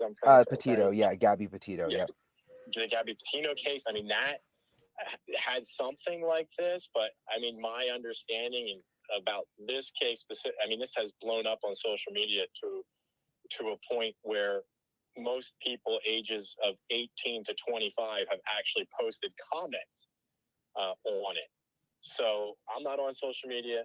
I don't believe in social media. People are too free to express their really views without repercussions, to say. And in this case, a lot of people have already expressed either guilt or innocence, and really neither helps either the prosecution or defense. Because, I mean, listen, at the end of things here, and I want to make this very clear and important, and the family would really make this clear and important. Listen, there's 4 families suffering from loss, right? I mean, they will never get their loved ones back, and they want justice, okay? But we want to make sure, everyone wants to make sure that the right guy is the one that they have at trial and the one who ultimately is convicted. Whether that ends up being Brian or not, I can't say. The evidence will ultimately come out at trial. But the important thing is that he's presumed innocent until proven otherwise. And just my last question, there's the hearing tomorrow morning, the status hearing, where they'll talk about the possibility of a preliminary hearing. It's my understanding the defense can waive that. Do you think there should be a preliminary hearing? I mean, if this was your case now, is that in his best interest? Well, I mean, my understanding is it is going to be a status hearing. I had watched the initial arraignment, and I know that his attorney Taylor had requested for a status hearing, but I believe the judge listed it for a preliminary hearing. So I was a little bit confused also, but I think it's been verified that it is just the status hearing tomorrow. And I absolutely anticipate there to be a very long preliminary hearing at some point, whether that happens tomorrow or in the future. I would anticipate a preliminary hearing based upon the affidavit of probable cause. Okay. And if I circle back just a little bit, the one thing that I didn't address was the shaky ID by DM in the affidavit of probable cause. I would without doubt say that is at best a shaky ID that any defense counsel is going to have a field day with on cross-examination. What do you mean by shaky ID? Well, first of all, it's not an ID of Brian Kohberger. It's an ID of a person who has an athletic, non-muscular build, approximately 5'10", with bushy eyebrows, right, wearing a mask. It's dark, obviously, likely. I'm assuming it's dark. We won't know until DM actually testifies. But really, when you think about it, that's the only direct evidence allegedly putting Brian at the scene, if it's Brian who's ID'd. So certainly, I can't say that it's a direct evidentiary link to Brian. And I certainly think once cross-examined, examination occurs of DM, there's going to be real issues with even using her testimony. Interesting. Well, thank you. That was really helpful. All right. Oh boy, that's interesting. Okay. Thoughts, Andrea? I think that he is identifying the same kinds of problems that most people from the defense side looking at this case are going to identify. You know, the problem is with a circumstantial case, it's a bit like a house of cards. When all the pieces fit together well and everything holds, you have a pretty solid picture of what it is you're looking at. But if one of those fundamental pieces gets pulled out of alignment, then that ultimate conclusion is much harder to sustain. So yeah, based on the probable cause affidavit, that's 100% the approach that the defense is going to be taking here. And so if nothing else, just from an expectation setting standpoint, I think it's prudent for the public to be aware that there are these types of challenges out there that are going to be raised. Some of them may bear some fruit. So when you're evaluating what you think is likely to happen here, you really do need that side of the story to have a reasonable chance at being able to predict that. Yeah, it's interesting to me. I think that also talking about the roommate's ID, he's right. It's not solid. It's not solid. If someone's face is covered from here down and the only identifying feature you have are eyebrows and height, it's not great. It's not great. I think that this case is going to rely on physical evidence, on DNA evidence. I think that's going to be, if the state pulls it off, it'll be that. We have a question here for you from Ariane the Vegetarian. If Brian specifically told the attorney to make that his public statement, does that take away the concern that Andrea mentioned? The concern as far as I'm assuming you're referring to the concern about kind of locking him into his position. And yeah, I mean, if this is the position that Brian wants to be out there, that he wants to take, then that's his objective. And as the attorney, you're going to support him in achieving his objective. You might advise against it, but ultimately it's his choice how he wants to proceed with that. So yeah, if it was important to Brian to have the message out there, I'm going to be exonerated, then sure, that's a good thing for the attorney to communicate for him. Yeah, I didn't hear. So that's the last part of the interview that I believe exists. I didn't hear anything there that I thought compromised either the attorney or the client. And keep in mind, this is not his attorney currently. This is just the Pennsylvania attorney, and I think he gave general statements about what that any defense attorney could have said about this case and what holes you might be looking for. And I don't really have a problem with it. There's just nothing here I saw. No, I agree. I think the big concern that people have largely has to do with that privilege issue, the confidentiality issue, and has he blown it all out of the water by making these statements? It's debatable. I will say that typically waivers of attorney-client privilege, they are reviewed very, very narrowly. If you waive on one thing, it does not necessarily mean that you've waived on the entire case. But also, just given what he's told us about the circumstances, frankly, even if he did, it's not really clear that would be a problem, that would be damaging. No, it actually sounds like everything they talked about was already public anyway. Like he made it public as they went. He put out the statement. He said they didn't talk about facts of the case. They simply talked about the extradition. He gave his observations of Brian just talking to him. He seemed intelligent to me. He understood what was going on. I don't think that's such a big deal. I don't know. It seems to me that this is Kohberger's only source of a person who can speak on his behalf at this point. Everybody else is under a gag order. Every party to the case is under gag order. And I'm feeling pretty bad for his family as well. I saw some footage the other day. They've got cameras parked outside his parents' house. They're literally filming his father cleaning up after the raid. Why are we doing this? Why is the media sometimes I hate the media, and I know I'm part of it, but I want to believe that I would not park a camera outside of this man's house and to watch his parents cleaning up the glass that the police broke on the way in. What is this? Yeah, I mean, I understand that with a case like this, it's very horrifying. It has captured people's attention and they want answers. You know, everybody wants to have a tidy explanation for why something like this happens. And the problem is you may not get that, you know, even at the end of the day, even after we go through the trial, sometimes, you know, things like this are just, we're not really capable of understanding what drives somebody to do something like this.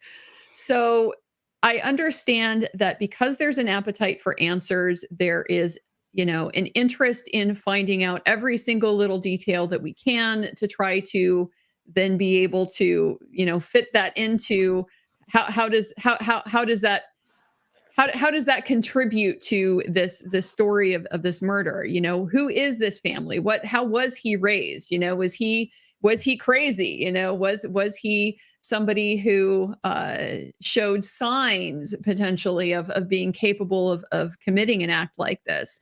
And so I understand it, but I am very much with you that particularly when it comes to families of perpetrators, not saying that Brian Koberger is one, but just hypothetically, this was an extremely traumatic event that his family went through, having their house broken into, raided by police in the middle of the night, their son that from what we've seen so far, they had no reason to think he was involved in any of this. His son is, you know, their son is now being accused of committing some of the most heinous things a person can be accused of doing. I can't even imagine what they're feeling. I can't even No. imagine it. And it's a very isolating pain that they go through. They don't get a lot of empathy for how they are suffering in this process. And so I do think it's important to remember that it doesn't take anything away from the suffering of the victims and the victims' families to also appreciate that, you know, there is this other side. These people are hurting as well. Let's show them some respect. Yeah, I'm all for it. I think everybody should be praying for all the families, including Brian Koberger's family, because what they're going through right now is just intense. And I mean, it's just bad. It's bad. I thought their statement that they made to the media was really wonderful, you know, saying that their prayers are with the families of the victims and they continue to love and support their son. What else can you say? What else as a parent? It is terrifying. I mean, look, I've done a lot of research on BTK and we still don't know why he did it. And this guy talked to tons of people. There's a book out there. I'm reading it right now and it's terrifying. It's awful because he had like a totally normal childhood with very normal, loving parents, loving grandparents. He was not abused. He didn't have any, he just was born weird. I don't know. I still haven't figured it out. But like you said, we may never understand what we don't have the capability maybe to understand what drives people, psychopaths, to do the things that they do and to understand the mind of a murderer. And yet we continually are like, why? And we can't stop ourselves from doing it. It's a terrible thing because you don't get any answers. Well, and the reality too is that, you know, the parents of psychopaths still love their children, you know? Parenting, I am not a parent. I don't have children, so I don't like to, you know, throw out too many opinions about it or anything like that. But I mean, that is literally your one job as a parent is to love your child unconditionally. And so I thought that the statement that they put out for him was very well crafted, very well thought out. I thought it was very empathetic and just made the point that needed to be made. Like you said, there's really nothing else you can say in a situation like this.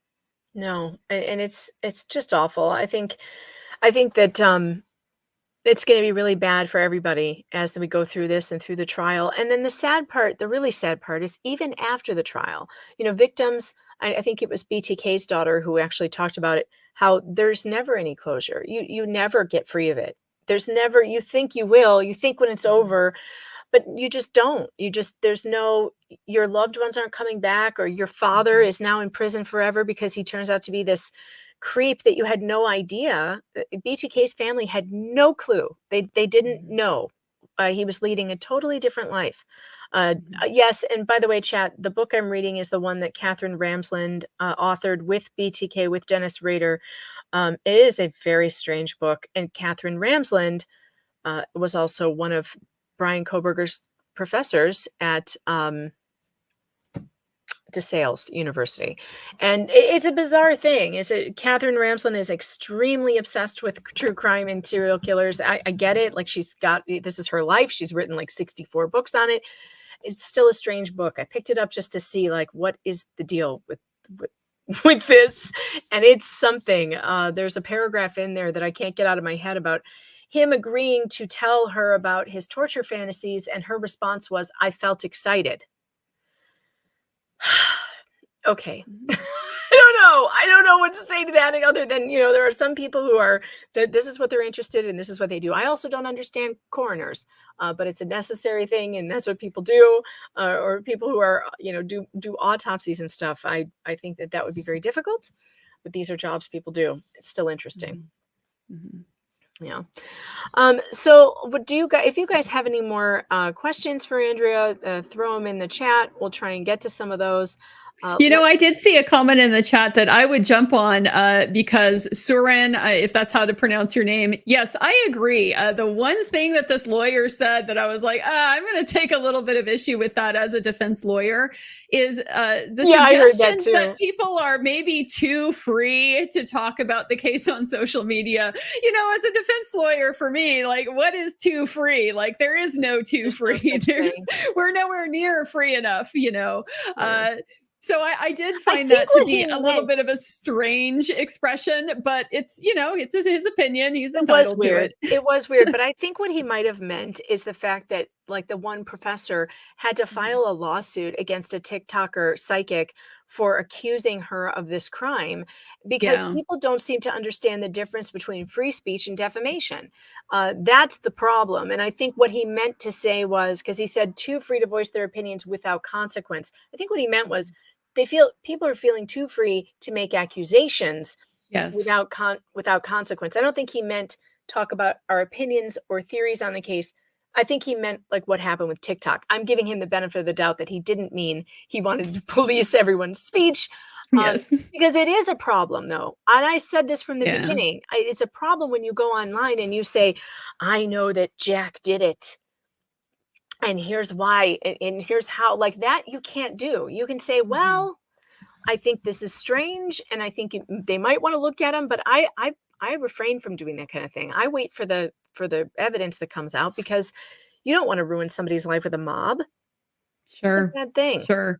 Well, and the other piece too is I've seen, some comments by folks who are in this University of Idaho community, that know the people that are now, being accused on various, websites and stuff like that. And this is pretty horrifying for them. They've already gone through this traumatic experience of losing these people in this horrifying way, and to now have their friends, their neighbors, their families, coming under suspicion by the mob. It's got to just be bizarro world for them. This discrepancy between the people that they know and the types of things that they're seeing thrown out about them. So there's just that basic human empathy side that, unfortunately, we seem to maybe in today's world not have such a good grasp on anymore. But you need to think about the consequences that you're having on real people who are dealing with a life-changing event. Nobody's life is going to be the same after this. The people that are close to this, that this has touched them, this is a fork in the road for them forever. Yeah, I agree. Tina's on Facebook. Tina says it's how much is on media because it's reducing the jury pool. It was interesting when that attorney said, I don't think that he can get a fair trial in Idaho. Well, it's like, well, how far do you want to go? This is an international case. He's going to have a trial, sir. Like, we're going to put him on trial. So, if you have to bring in a jury from someplace else, fine, that's fine. But I mean, at some point, some of these cases are just going to be so notorious, like John Wayne Gacy's, the cases there, or Ted Bundy, that you can't stop people from from knowing about it. But hopefully the jury takes their job very seriously and listens to the judge and takes the admonitions that they are not to bring any preconceived notions into this trial. I know I would hope that if I were sitting in a jury, I would throw out what I have heard and just say, okay, I'm going to focus on what I hear today. I know I've heard all this other stuff, but we're going to hear stuff we haven't heard before. So let's just focus on that. And I found in the jury selection process that most people are very receptive to that. Most people are not trying to get on a jury to skew it. Most people are trying not to be on the jury, you know, rather than trying to be on it. You know, not to say Like that me, thing I'm never always trying to get happens, kicked but off.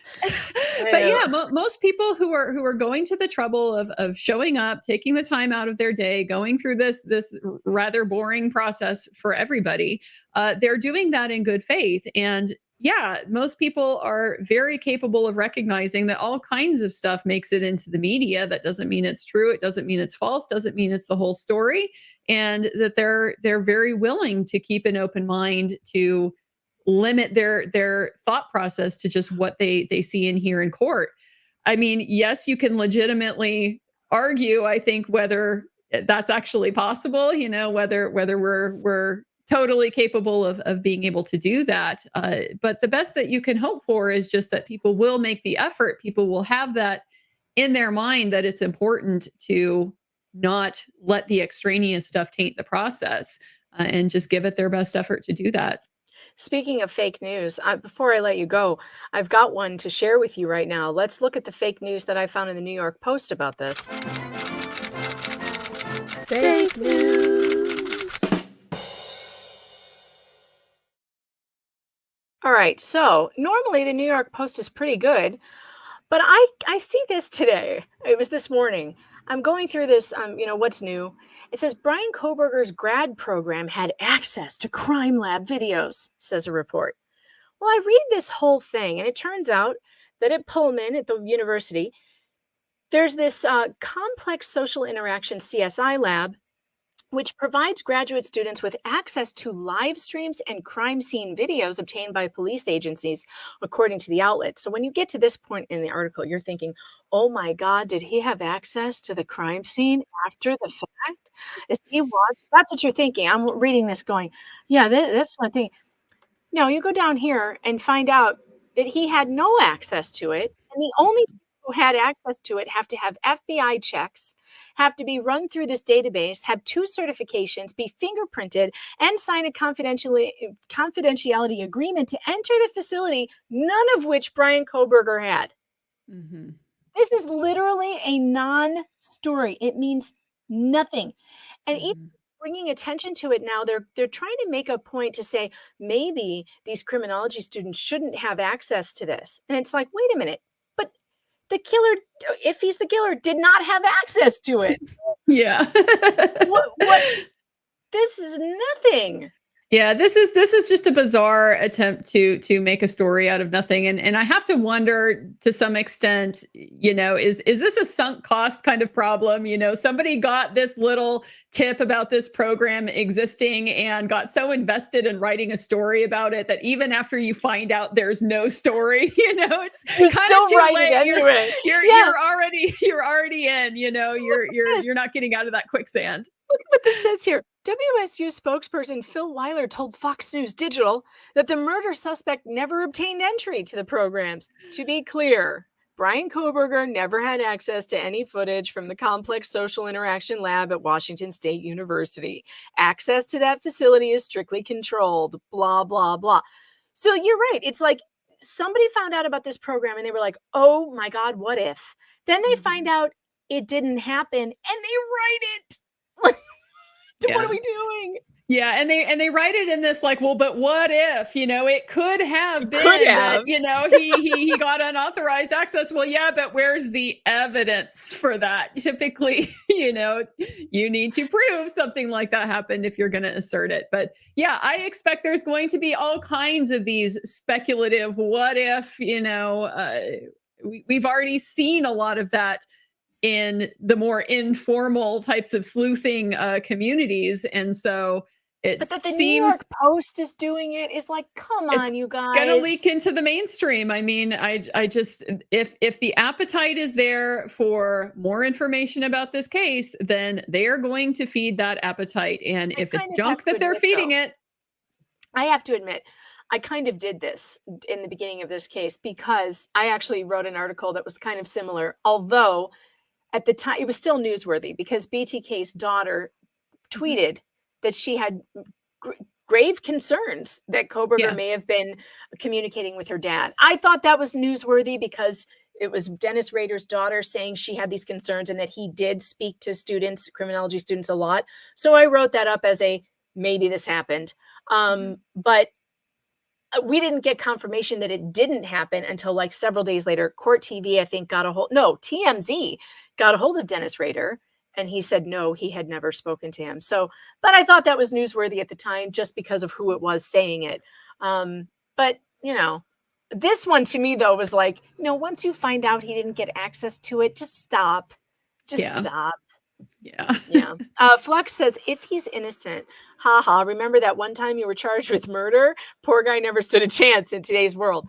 That's true. I mean, when you talk about people who are falsely convicted or falsely accused of crimes and even falsely convicted, their lives are forever changed too. There is no going back. Even when you get exonerated, there's people still look at you like you are a criminal. I had a next door neighbor. I tell you guys this all the time, who was on death row for a child murder. Turns out DNA evidence exonerated him. He gets released, gets $20 million from the state. And even I didn't want to live next to him. Okay.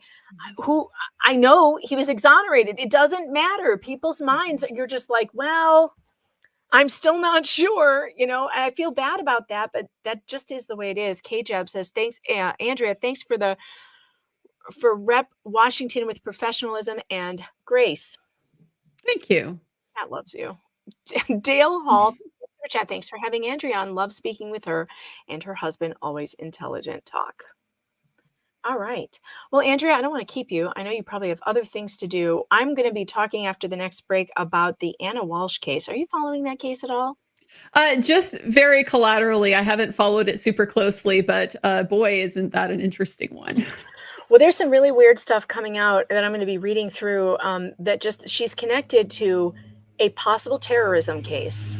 And I think right now there have now been, in my opinion, there are now motives out there for other people besides her husband to have offed her and to have made her disappear.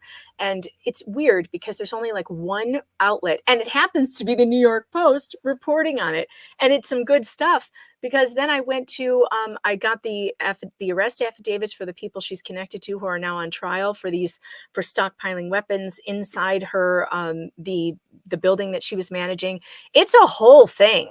It's a whole federal case that's connected to her, and people from this building saying there was something going on with her regarding all of this other stuff. So this is now getting really weird. But thank you so much for being here, Andrea. Yeah, thank you so much for having me. Love to come back anytime. One more question for you. Tarkina says, any thoughts on Amber Heard suing her insurance companies? Oh, man. Well, so that's a situation that my expectation was when the underlying lawsuit settled, right? They reached this agreement. Amber pays Johnny $1 million. The appeals go away. The judgments are satisfied. That the insurance companies had likely also been part of that understanding because they have their own disputes with each other about who's supposed to pay for what and how all of this unfolded, how they treated each other.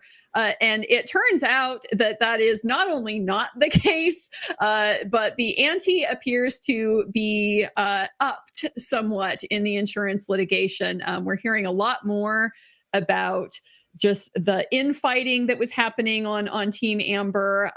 The accusations are flying back and forth about kind of who was trying to hide the ball from who, and just all of this interesting stuff. So Amber has taken positions now in this case that makes it look to me like she is inviting a lawsuit from Travelers against her. Travelers is basically potentially going to have to sue her to protect their own interests. So we'll see how all of this unfolds. But yes, if you thought Depp versus Heard was done, oh no, there is an epilogue. And are you going to be covering all of that? Are you I'm following it gonna. all? Yeah, I'm continuing to follow it. So I'll make a video about that at some point. All right, wonderful. Thank you so much for being here, Andrea. I sure appreciate it. Yeah, thank you so much. All right, guys, it's time to do your squats. Get ready. When we come back, we're talking to Ana Walshe. You impose fatness on you. You did it by going, oh, I want the butter on the popcorn. Oh, I want the butter on the ice cream. Oh, I want the butter on the sandwich. Oh, I want the butter on the salad. Stop eating butter. Can you just get up, walk 1 mile? 2 squats! Walk farther. And if you can't walk, crawl, roll, get dragged by a goddamn forklift. Whatever is wrong with you, just move. Ever. Get off the chair. Get off the couch. No one is coming to service you while you sink into that furniture, while you become one with the pleather your poor ass got on that Walmart couch. Can you try not floating into sadness?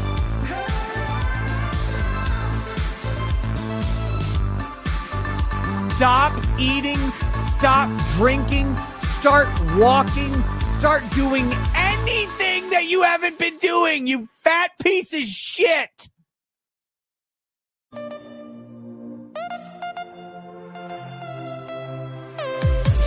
I'm right. Don't argue with me, Megan. Write an argument, because it said it could write arguments for one position or another. So I asked it to write an argument that chocolate chip cookies are better than oatmeal. And this stupid thing can't even do that. It came up with the wrong answer, which is it's subjective. It said it's subjective. I'm like, it's not subjective. Everyone knows the answer to this question. It's chocolate chip. Duh. So thinking this thing must be great, I excitedly told it to write 500 words on Harry and Meghan embarrassing the royal family. What a letdown. Look at this AI simp garbage I got back. Not only does it have the hots for the ex-royals, but I got scolded for trying to make it write an opinion article. This is what it said.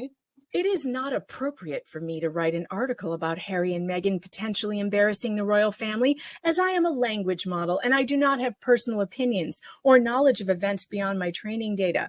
And yet then it goes into an opinion. Additionally, it is not fair to speculate on whether or not the actions of Harry and Meghan were intended to embarrass the royal family or to present a one-sided view of the situation. It would be more productive to consider the events and actions of Harry and Meghan in a balanced and objective manner.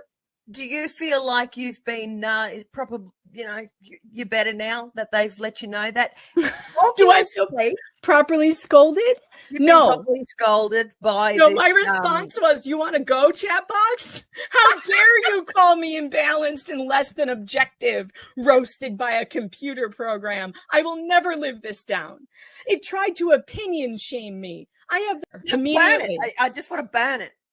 Kill it with fire. This thing is arguing for the elite globalist vampire succubuses is what it's doing. Who created this? I've got a 44-gallon drum out the back for burning shit off. We can throw this whole software program in there because it's absolute freaking rubbish. We need to get rid of it.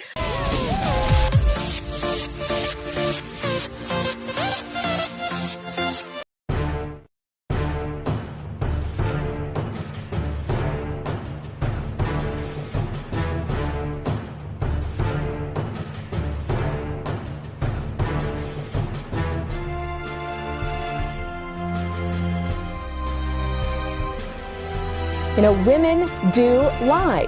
I want evidence. I believe evidence. I don't believe all women. I believe all evidence.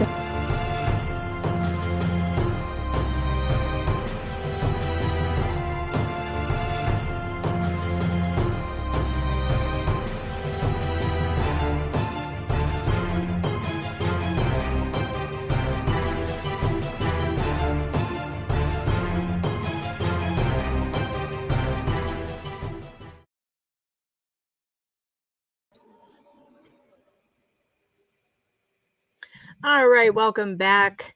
I got done doing my exercises. I did some stretching. Everything cracked. My ankle's cracked. My everything's popping and snapping. That's what happens. All right, I have got some deep dives for you on the Ana Walshe case. Now, the Ana Walshe case, for those of you who don't know about the Ana Walshe case, she went missing. She's a Boston mother. She has 3 children. Oh, they're 2, 4, and 6. They are so young to have lost their mother, and I can't stand it. So let's get to, Leah Geo, I didn't go over I didn't see your notes until just now. So you'll have to catch me up on what those things are. Okay. First of all, Ana Walshe goes missing. She goes missing right after New Year's. I think I don't remember the date now. It doesn't matter. She goes missing. Her husband is on an ankle bracelet, right? He's on house arrest for some kind of federal art theft thing. He's like selling fraudulent art. Anyway, it doesn't matter. That doesn't matter either. He's on an ankle bracelet. She goes missing. He says she's in Washington, D.C. at work. Now, she works for a big realty group. She manages an apartment building, like a big luxury building in D.C. Now, you can imagine who lives in this luxury apartment in D.C. Well, that would be government officials and Secret Service agents and, everybody who works in D.C. So you've got some very high priority clients that are in this building. What we're finding out now is that Ana Walshe, there actually may be more people with a motive to have made her disappear. I mean, this gets so weird. Hang on to your hats because this is about to get super weird. All right, why did I stop sharing this? I got to share this. Hold on. Share screen. All right. So a bloody knife was found in her house in the basement. Her husband's been arrested for it. He was caught on he lied to police about where he was. He said that he went to Whole Foods. He was actually at Home Depot buying cleaning supplies. It is reported that he did these Google searches for how to dismember a 115-pound woman and hide the body. Now, I don't know. That has not been verified by the arrest warrant affidavit. That is not in there. That is something that's been reported by the press that I can't verify. If it's true, I thought, that's awfully specific. That is awfully specific. And now with this new article coming out, I have questions. Okay. I have questions. Now, her husband seems like not a great guy. Okay. He doesn't seem like a great guy. However, let's talk about what was going on with Ana Walshe when this all happened. Let's get over to the article. Residents of Ana Walshe managed DC building fear phony agents cover-up. This gets so weird, you guys. Let's read through this. Okay, I'm going to read through this entire article. It is quite long. So I hope you got a break and got your coffee because we're going to read this whole thing because we need to understand it. Okay. Washington. Missing Massachusetts mom Ana Walshe managed a luxury Washington, D.C. apartment building infiltrated by phony federal agents. And residents say she was hiding information about the bizarre episode. Members of the tenant association in the Crossing building, which houses journalists and government workers in the upstart Navy Yard neighborhood near the Capitol, say they fear that Ariane Taherzadeh and Haider Ali will avoid a full public airing of their actions, and that Walsh's employer, Tishman Speyer, is withholding scandalous details from them. Walsh, 39, was described to the Post as very forceful and shady in her handling of the aftermath of the scandal, even claiming to tenants on one occasion that she wasn't Ana Walshe in an apparent effort to duck their questions following the April 6th FBI raid that busted Ali and Taherzadeh. All right, so to catch up, in April, the FBI raids this building that she manages and picks up 2 guys, Taherzadeh and Ali, who were pretending to be federal agents. Taherzadeh pleaded guilty in August to crimes including conspiracy, unlawful possession of a large capacity ammunition feeding device, and voyeurism. Voyeurism. You guys, this is about to get really weird. Really weird. Did you guys ever see that movie with Billy Baldwin about the apartment building with the cameras in every apartment, and he would sit there and watch everyone? Do you remember this? KB says the interview room whose video you showed is a disgrace, accusing innocent people on YouTube of being killers, leading to threats and harassment. Some of his YouTube videos have been permanently struck. I didn't know that. I've never seen anywhere where he accused anyone. The ones I've seen, his wife and him seem to be pretty circumspect, but I could be wrong. I'm not that familiar with that channel, so I don't know, but I thought that the driving around one was quite informative. All right, let's get back to the article. And don't forget to subscribe to Andrea Burkhart, by the way. You can find her on YouTube at A Burkhart Law. Make sure that you do that. She's always great to talk to. That was a great conversation. All right, let's get back to the article. So that movie with Billy Baldwin, do you know what I'm talking about? Hold on, let me see. Billy Baldwin voyeurism movie. What was it called? Was it Sliver? Yes. I think it was Sliver. Hold on, let me make sure. This is so weird. I knew it. So this reminded me of this movie. Is it Sliver? I know that what's her name was in it too. Sharon Stone. Maybe it wasn't Sliver. No, different movie. Hold on. It was Billy Baldwin and Sharon Stone. It just this story reminds me of that movie. So maybe it was Sliver. Which was the movie? I don't think it was Sliver. The movie where he's like watching apartment buildings. Do you know which one I'm talking about? Hold on, let me look at the chat. It is Sliver. Okay. All right. So there's this movie where Billy Baldwin is this owner of this high rise or whatever, and he has got cameras installed in every single apartment, and most of the movie is him just like watching all the tenants. This is exactly what this is like. Okay, this voyeurism charge, they planted cameras all over the building, and some of them don't even know if the cameras were inside their apartments.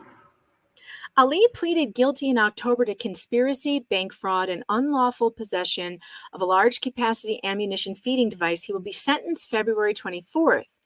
Teherzada does not have a sentencing date set. Many questions remain unanswered about the bizarre case. Well, why is that? Why are so many unanswered questions about this bizarre case? And the more I looked into it, the more questions I have, in which the duo stockpiled tactical gear, weapons, ammunition, and surveillance equipment while providing free rent to a Secret Service agent and lavishing gifts and flashing badges to an array of local and federal law enforcement officers while claiming to represent the non-existent U.S. Special Police. By the way, that Secret Service person that they were giving free rent to works for Jill Biden, or did, until that person was fired for taking the gifts from these fake feds. Are you starting to get a bad feeling in your stomach about this? Are you starting to think, why can't they find the body if her husband is the one who disposed of it and he was wearing an ankle monitor? Where did he put it? And why can't they just follow the GPS and check all the locations with cadaver dogs? Is there an accomplice? Did somebody else take the body and put it somewhere?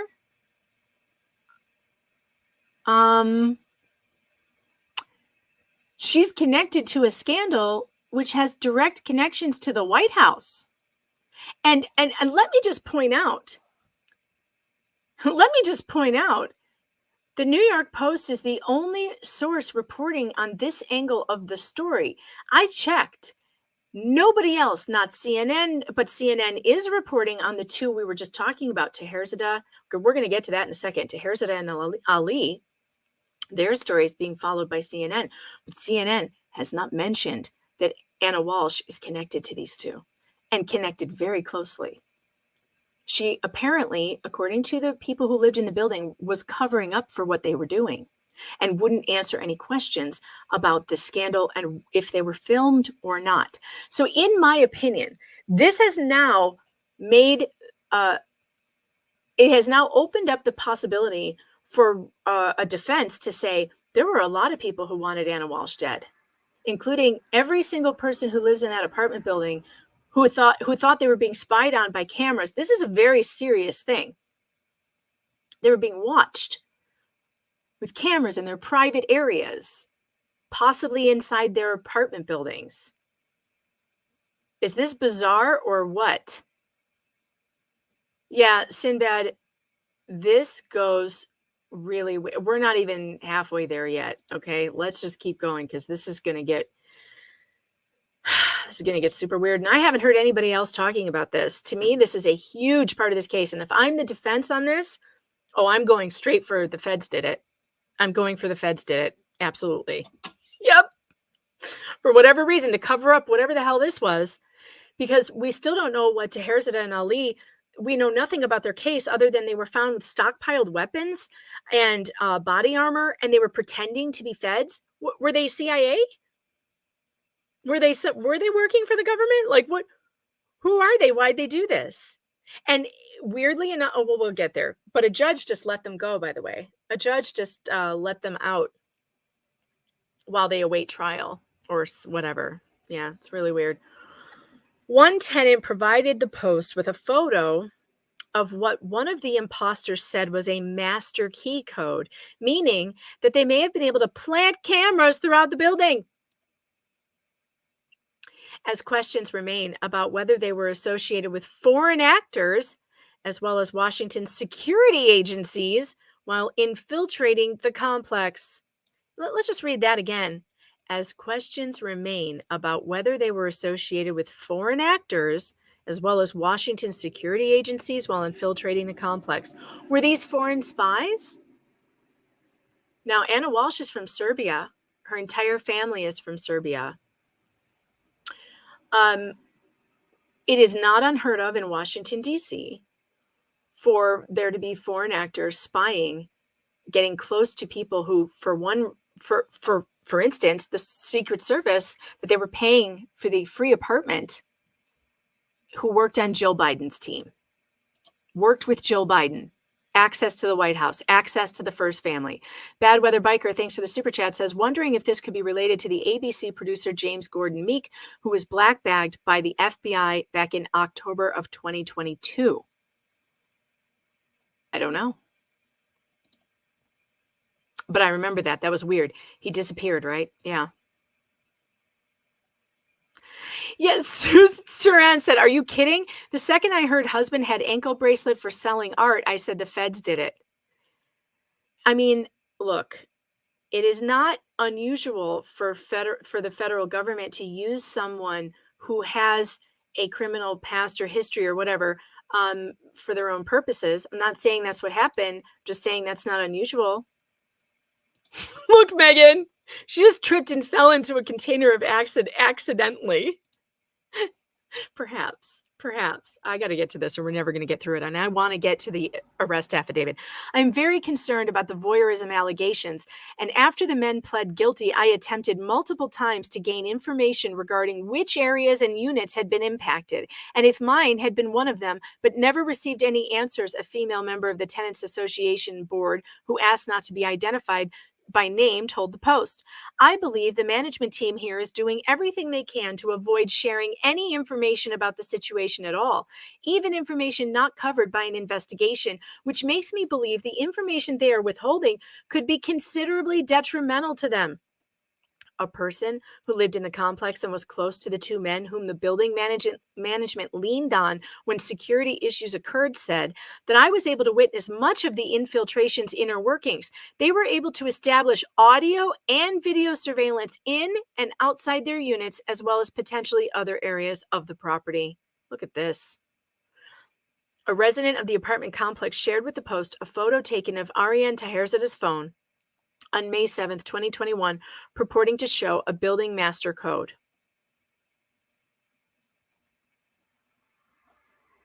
How did he get the master code for the building, unless perhaps the manager gave it to him, Ana Walshe? I personally viewed on Ariane's phone video footage showing residents engaged in nefarious behavior from cameras and in other areas of the building, which were not connected to the ones in their individual units, the source said. At times, Ariane had used cameras throughout the property to find me rather than call when he wanted to talk to me in person, which made it obvious that he either had access to the building's common area cameras or was able to establish his own system throughout the property. Furthermore, Ariane and Haider had expressed that specific cameras in the building were theirs and not management's. Walsh, a mother of three who lived in Massachusetts but traveled often to D.C., was a regional manager for Tishman Speyer. There does not currently appear to be a link between her disappearance on New Year's Day and the phony agent scandal that rocked D.C. Oh, really? Don't worry, everyone. There's no link. Don't worry. There's no link. Her disappearance has nothing to do with the fact that she was managing a building that two possibly foreign actors, possible fake feds were monitoring with video equipment and audio equipment. It has nothing to do with it whatsoever. Nope, nothing to see here. Nothing to see here. Yes, I can see your message and FCAP, so I don't think anything's being hidden.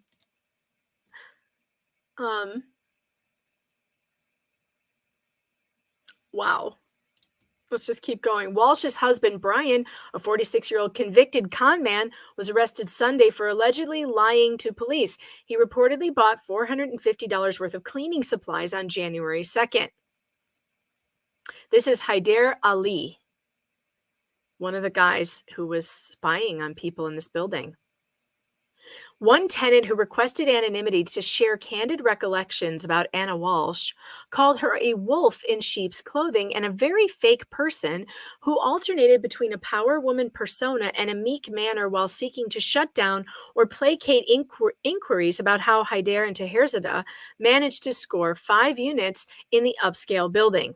What they mean is Ali and Taherzadeh. They keep switching between first names and last names, and that's confusing, New York Post. You should always stick with last names. Ali and Taherzadeh. How they managed to score 5 units in the upscale building, for which they allegedly failed to pay $222,000 in rent from 2020 to 2022. Now, let me ask you something. How does Tishman Speyer allow these guys to not pay their rent for 2 years? Something is very wrong with this. Something is very, very wrong with this story. There is no chance that that went unnoticed. Andrew F. says, if the feds did it, then the husband will go to prison 100%, fall guy. Well, we all know that that's the case. Walsh lied to people and said things she wanted you to hear in the moment, one resident recalled. Again, if I'm the defense attorney, I'm saying reasonable doubt. There is a building full of people who wanted that woman disappeared. If she was lying to them about something as serious as being spied on and wouldn't respond to their questions about these two who were arrested on federal charges, yeah, I'm sorry, but the pool of suspects just got a lot bigger. At the time of her disappearance, Walsh was on the receiving end of resident demands for the results of an internal security review. Walsh participated in a September 19th meeting with the Tenant Association board and wouldn't share any information about the status of the review, which the company first disclosed in a May email to residents. A representative of Tishman Speyer which manages an array of other properties, including Manhattan's famous 30 Rockefeller Plaza, defended the company on Friday, telling the Post that after the September meeting with tenants, no additional questions were ever submitted to building management. Well, isn't that just convenient? I doubt that that's true, because clearly the New York Post has got these residents saying we were asking and nobody would answer us. So I doubt that this is one of these corporate responses. They're covering their ass. The tenant association fired back, telling the Post that questions were raised before and during the meeting that were not answered, and that additional verbal follow-ups were pursued. Setting up the September meeting, an association member added, it was like pulling teeth. So here's Teherzadeh. And here's some of his body armor, which really to me just kind of looks like rollerblading gear. Is that body armor? I'm like, I don't know. What am I looking at here? I don't know what this thing is. These look like knee pads and elbow pads. And it looks like he's got gun cases up here, but a lot of people have guns, as Mr. Fox pointed out to me. However, if he was in possession of something, against the law, well, that's why he got arrested. There is an argument, though, to be made about which kind of weapon should be against the law, and I'm on the side of none of them. So, yeah. The corporate rep also pointed the Post to a May 5th email to tenants before the voyeurism allegations emerged, attempting to reassure renters after a preliminary internal review. That communication said that the company confirmed that neither of the defendants' codes was used or could have been used to enter any other residence units without directly addressing their claim to have had a universal access code. Oh, that's interesting. So they're saying, well, they have the code, but that code wouldn't work to enter residences. Prove it, I would say. Show me. The email confirmed that the phony agents had a hard copy building directory they had misappropriated, but that resident information, including the misappropriated directory, was limited to name, unit number, phone number, and email address. Late Friday, a spokesman, what they need is a lawsuit against Tishman Speyer, because they need discovery. In discovery, they could find out all of this stuff, like what was accessed, how was it accessed. There's got to be an electronic trail. Late Friday, a spokesman for Tishman Speyer issued another statement to the Post saying, the safety and security of our residents, staff, and guests are our top priority. Doesn't seem like it.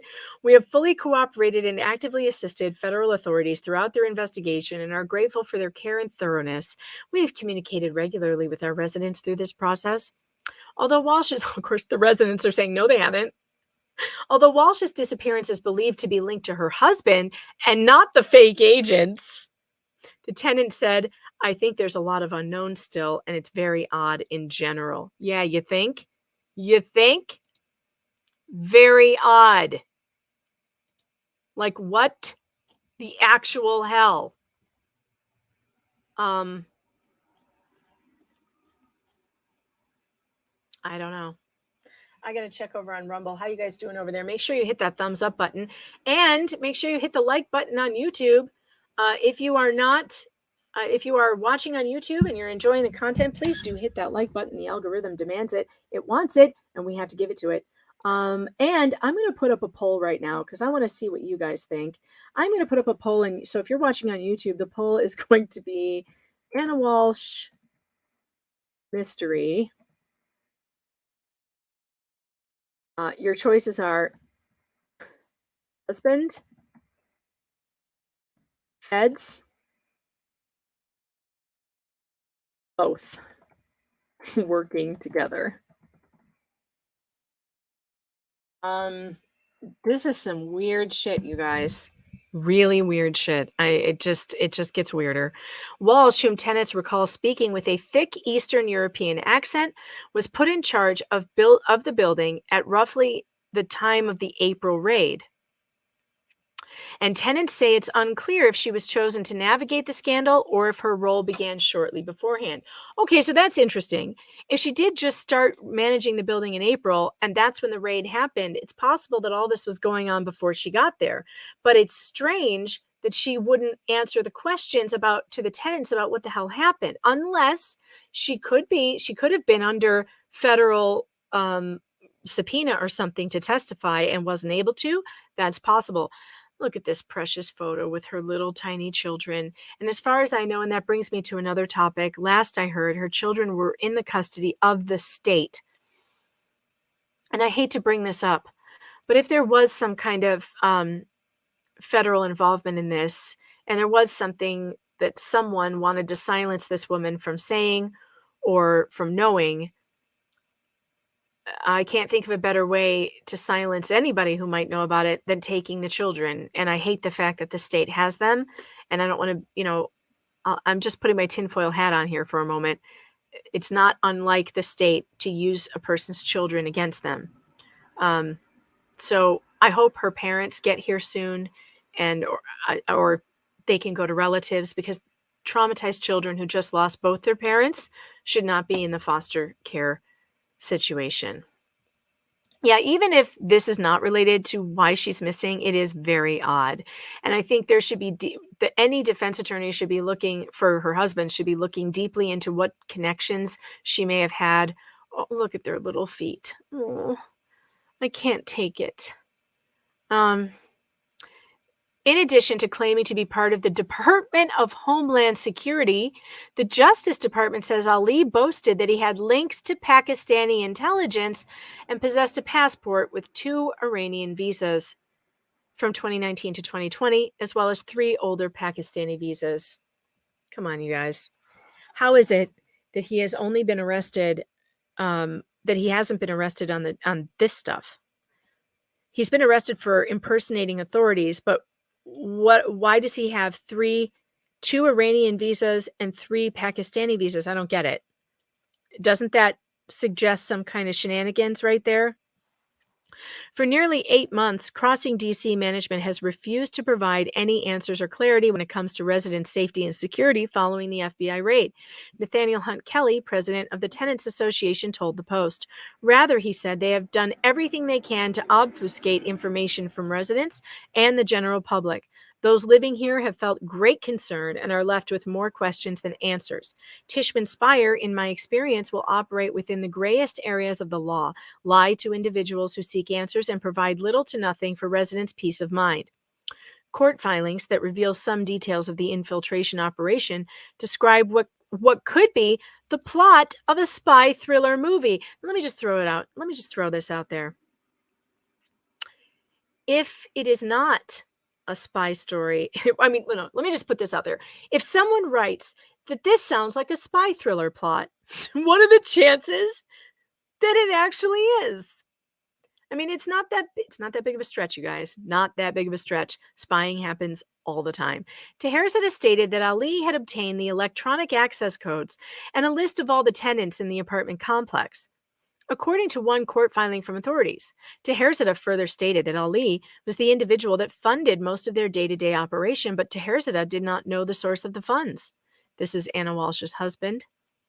Authorities say they seized guns, sniper scopes, a drone, police lights, protective vests, gas masks, breach equipment, and law enforcement insignia and equipment to make fake IDs. What the shit, guys? There's some serious stuff going on here. Authorities say Taherzad and Ali compromised United States Secret Service personnel involved with protective details and with access to the White House complex by lavishing gifts upon them, including rent-free living. One member of the Secret Service was allowed by the men to live rent-free in a penthouse from February of 2021 to January of 2022 at a market cost of more than $40,000, while another federal law enforcement officer's rent in the building was also covered, authorities say. In a court filing, authorities said Taherzad provided members of the United States Secret Service and an employee of DHS with, among other things, rent-free apartments, iPhones, surveillance systems, a drone, a flat-screen television, a case for storing an assault rifle, a generator, and law enforcement paraphernalia. The conspirators also offered these individuals the use of what Taherzad represented to be official government vehicles, and allegedly offered to purchase a $2,000 assault rifle for a United Secret Service agent. You can't do that. Cannot purchase a weapon for someone else. Assigned to the First Lady's protective detail. Now, I would like to point out, I'm very disappointed in the New York Post for not saying her name. Say her name. Because there are a lot of First Ladies We need to know when this happened. When was she assigned? And I looked it up. It was Joe Biden. It's Jill Biden's Secret Service agent. The 4 Secret Service agents were placed on leave pending a review of their actions. Are you having a holy shit moment yet? This feels like reading this will get you disappeared as well. I don't know. I'm just calling it how I see it. And this case just got really out of control for me. I'm just saying. Really, really out of control. Sinbad says, if hubby was in on it with feds, then he'll likely be deleted too soon. Epstein, that'll be another. Dang, I need a new conspiracy. They keep proving all my old ones. I know. Yep. For some reason, Leah Geo, if you're listening, I've lost access to the starred comments. I don't know how. I don't know why. But I will try and see them. When you star them, they highlight. So I will just see them when I see them. I'll try and keep an eye on them. I see that there is a super chat. Was this it? I remember when this story broke, said Flux. I think they tricked 2 FBI agents. Wait, this was a big deal. This is tied to that? Oh, yeah. Something Wong. That's right. Something Wong. Uh-huh. Hello, Rosa says Megan Fox didn't kill herself. Called it first. Bang, ding, ow. All right. We got to get to the next thing because it just keeps going from here. Okay. Of course nothing will come from it, Zijing Poo Poo. Of course not. If our conspiracy, if this conspiracy is really true, obviously we'll never find out. All right, I got to get to the next thing. Let me get to the next thing. Hold on. All right, so we got that. We got through that. This is where we get to the what the actual fuck part of this story. Here's the CNN reporting back in April when these 2 were arrested. Men charged in Homeland Security impersonation plot to be released from jail pending a trial. Because, yeah, guys with, foreign ties and visas and stuff, they're not a flight risk or anything. That's normal. It's totally normal, right? That a federal judge would just release them. It's totally normal. Oh, good. The start is back. I can see the starred chats now. Yay. I don't know why it does that sometimes. All right, let's get to this article. I'm going to try and whip through it as fast as I can because I also have the arrest affidavit, which is bizarre. The 2 men accused of impersonating federal agents will be released from jail. A federal judge ruled on Tuesday after 3 days of marathon hearings where prosecutors and defense lawyers clashed over whether the men were operatives of a hostile government. Magistrate, wait a minute. Can we just, and this isn't funny. This isn't funny. I laughed, but what I'm about to say is not funny at all. Yes, Stephanie, thank you for calling it. Meanwhile, that's exactly what I was about to say. Meanwhile, January 6th, the people who walked through the Capitol, who were invited in by the police, are still sitting in jail. They are considered a danger to society. And these 2 who might be, and they can't tell us whether they're foreign actors. They don't appear to be Americans. What are they doing walking around with foreign visas? Are they Americans? Hey, why can't we even find that out? Do we know? We've got 2 foreign actors stockpiling weapons, body armor, spying on private citizens, impersonating federal law enforcement, and a judge released them to the public as if they're not a flight risk? Does this square with any of you? Does this make any sense? This story makes absolutely no sense. Unless, dun, dun, dun. Exactly. Who do they know? Who do they know? Magistrate Judge Michael Harvey said the Justice Department's arguments were overblown. And prosecutors had not met the legal standard required to keep either Aryan Taherzadeh or Haider Ali in jail. Both will be released on home detention and will not be allowed to go to airports or foreign embassies or talk to any of the federal agents that they allegedly duped. During this hour-long ruling, Harvey lambasted the Justice Department's claims that the two men were dangerous, were trying to compromise agents, and were tied to a foreign government. The government made no showing that national security information was in fact compromised. Excuse me. How bad is the prosecution that they were not able to show that national security information was compromised when these guys had access to Secret Service agents on presidential detail? Are you kidding me? That detail alone should have been enough for a judge to be like, yeah, no. Harvey said of Ali and Taherzadeh's interactions with members of the Secret Service, nor that other sensitive information was in fact compromised, or that it was the intention of the defendants when they gave the gifts in the first place. There is no evidence of foreign ties in this case. What about the visas? I mean, maybe he's right. Maybe the prosecution really dropped the ball, or maybe they don't have anything. Maybe these guys are just, what are we supposed to believe? They're just like con artists on the street, like just giving Secret Service agents lavish gifts for no reason? That doesn't make any sense. Why were they impersonating federal agents in the first place? Harvey said, adding that there was no suggestion that any foreign government that is hostile to the United States was involved in the alleged plot. Well, I don't know, sir, but they had Iranian and Pakistani visas. I don't think either of those countries are non-hostile to the United States. I think they're both considered hostile to the United States. I mean, what the hell am I reading? What am I reading? You know what? Listen, I know you guys think, okay, Warrior says, I remember this case, Megan. They were from another country, Iran or something. I cannot confirm that. I can't figure it out. All we know, according to the reporting in the arrest affidavit, is that they had in their possession visas from Pakistan and visas from Iran. But we don't know if that means they're actually Iranians or Pakistanis, do we? They had fake ID making kits. Perhaps they made those visas. Perhaps those visas were not real. I don't know. But the fact that we have absolutely no information about this is bizarre. It's bizarre.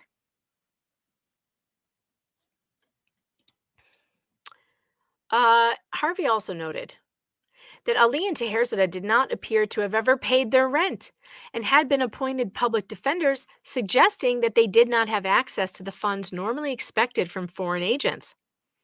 The evidence instead suggested that the defendants' impersonation of federal officers was, as Mr. Ali said in his FBI interview, that they just wanted to feel on the same level as the real federal agents. Harvey said, well, I will tell you this. If these guys are just some like 2-bit shyster, like con artist guys, man, are they good at it, because they got 2 years of free living in 5 penthouses in a Tishman Speyer building. Really? Saran, how do you know I'm being shadow banned? It's probably from the copyright yesterday, if that's the truth. So please hit the like button if you can. If you haven't hit it, your thumbs aren't broken or anything. You can do that right now and help the algorithm to push the stream out there. That would be very helpful. What are we at right now? Let me look. Let me look at my little, we're at 300 likes. That's pretty good because we've got 376 watching right now. That's not bad. We can push it up a little bit if you haven't already hit it.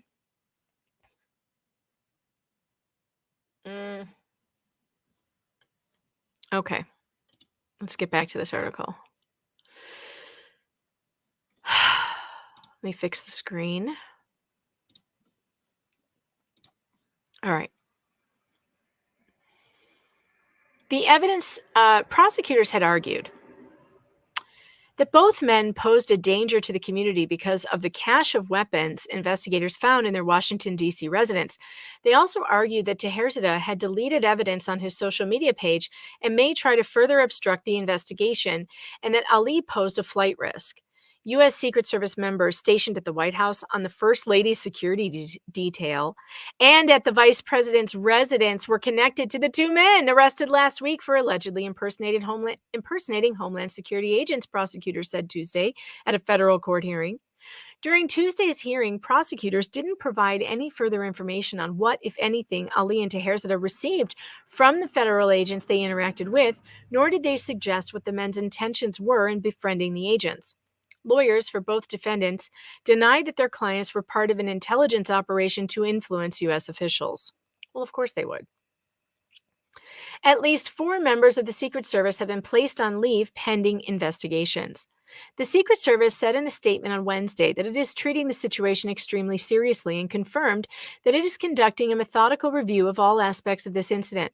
Although this is an ongoing investigation, we have found no evidence of any adverse security impacts or improper access to sensitive information, systems, or protected locations at this time. Secret Service spokesman Anthony Guglielmi said, "We continue to work closely with the FBI and the U.S. Attorney's Office on the criminal investigation and prosecution of the defendants." Law enforcement source told CNN employees from more than a dozen agencies came into contact with at least one of the defendants. Oh my God. Hold on. More than a dozen law enforcement personnel came into contact with at least one of the defendants during the 2-year period of their alleged scam. Federal prosecutors previously said Taherzada and Ali interacted with officials from the Secret Service, the FBI, the Department of Homeland Security, and the Defense Department and the Navy. You guys, no one does this without getting something in return. Do they? Does that make any sense to you? Like, if you're a con man and you've conned your way with all this surveillance equipment and baloney, like what is happening here? I mean, and they're going to try and say they didn't want anything from them. They just wanted to pretend to be police. This is so bizarre. It's so bizarre. Prosecutors said in court Tuesday that the Secret Service agents who interacted with the alleged imposters were stationed at the White House and the vice presidential residence at the Naval Observatory. Federal prosecutors also said Taherzada and Ali interacted with officials from the Secret Service, the FBI, the Department of Homeland Security, and the Defense Department and the Navy. That's a lot of official departments to not be gathering any information from. Maybe how about this? What if these guys got so what if these guys embarrassed these 3-letter agencies to such an extent, and perhaps Anna was part of it? I don't know, but perhaps the embarrassment of admitting that these guys worked their way into the inner circles is what caused this. I don't know, but I just think it's really weird. They're probably C something A. Maybe. I don't know. This is crazy, you guys. Did they come into contact with any of those classified documents floating around? Well, I don't know. But they were at the residence, so perhaps interesting to think about the fact that he had top secret classified documents at his residence, and Secret Service agents who were cavorting around with fake law enforcement had access to that stuff. Weird, man. Weird. All right, we're going back. Got 10 minutes. Can I finish this up in 10 minutes? I'm going to try. Don't forget to follow me on Locals, by the way, you guys. meganfox.locals.com. I did a terrible job pushing that out today, and I should have done it. If you're on Rumble right now and you want to join Locals, just hit that red join button. It'll bring you right to my Locals page, and you can follow me there for free. And once I have you there, I know you're going to sign up because you're going to want all the fun stuff. We did a cleaning challenge yesterday that was a lot of fun. A 15-minute cleaning challenge. How clean can you get one room in 15 minutes? I cleaned my whole bathroom in 15 minutes. It was great, including scrubbing stuff. It was very good, and vacuuming. So Locals is a lot of fun. We have a lot of fun over there. Cooking streams, all kinds of stuff. And we're going to be doing Freezer Meal Fridays this Friday. So sign up now. I've got the ingredients all up there for you to buy. And we're going to cook at least 5 to 6 meals to stick in your freezers for when you are running late and you just want to throw something in and heat it up for dinner. It's so much, it saves me a ton of time, and we're going to do that together. So sign up on meganfox.locals.com right now. Go do it. All right, let's see. One of those contacts, which is now receiving scrutiny, is an encounter in February 2021 with the Metropolitan Police Department in D.C., more than a year before the arrests. Officers responded to a report of a person with a gun in the building that the FBI raided last week as part of the fake feds probe. The responding officers spoke with Teherzadeh, who was with two other men, and concluded that the supposed rifle that was spotted by a bystander was actually a legal airsoft gun. The officers closed the matter and left the scene. Prosecutors have said in court filings that they seized a cache of weapons from multiple D.C. apartments tied to the defendants.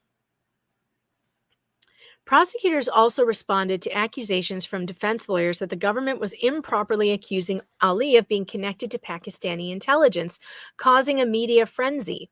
Rothstein said he was not accusing Ali of having any connection to the Pakistani intelligence agency known as Inter-Services Intelligence, or ISI, but rather that Ali himself had made those claims to one witness, and prosecutors are bringing facts to the judge's attention.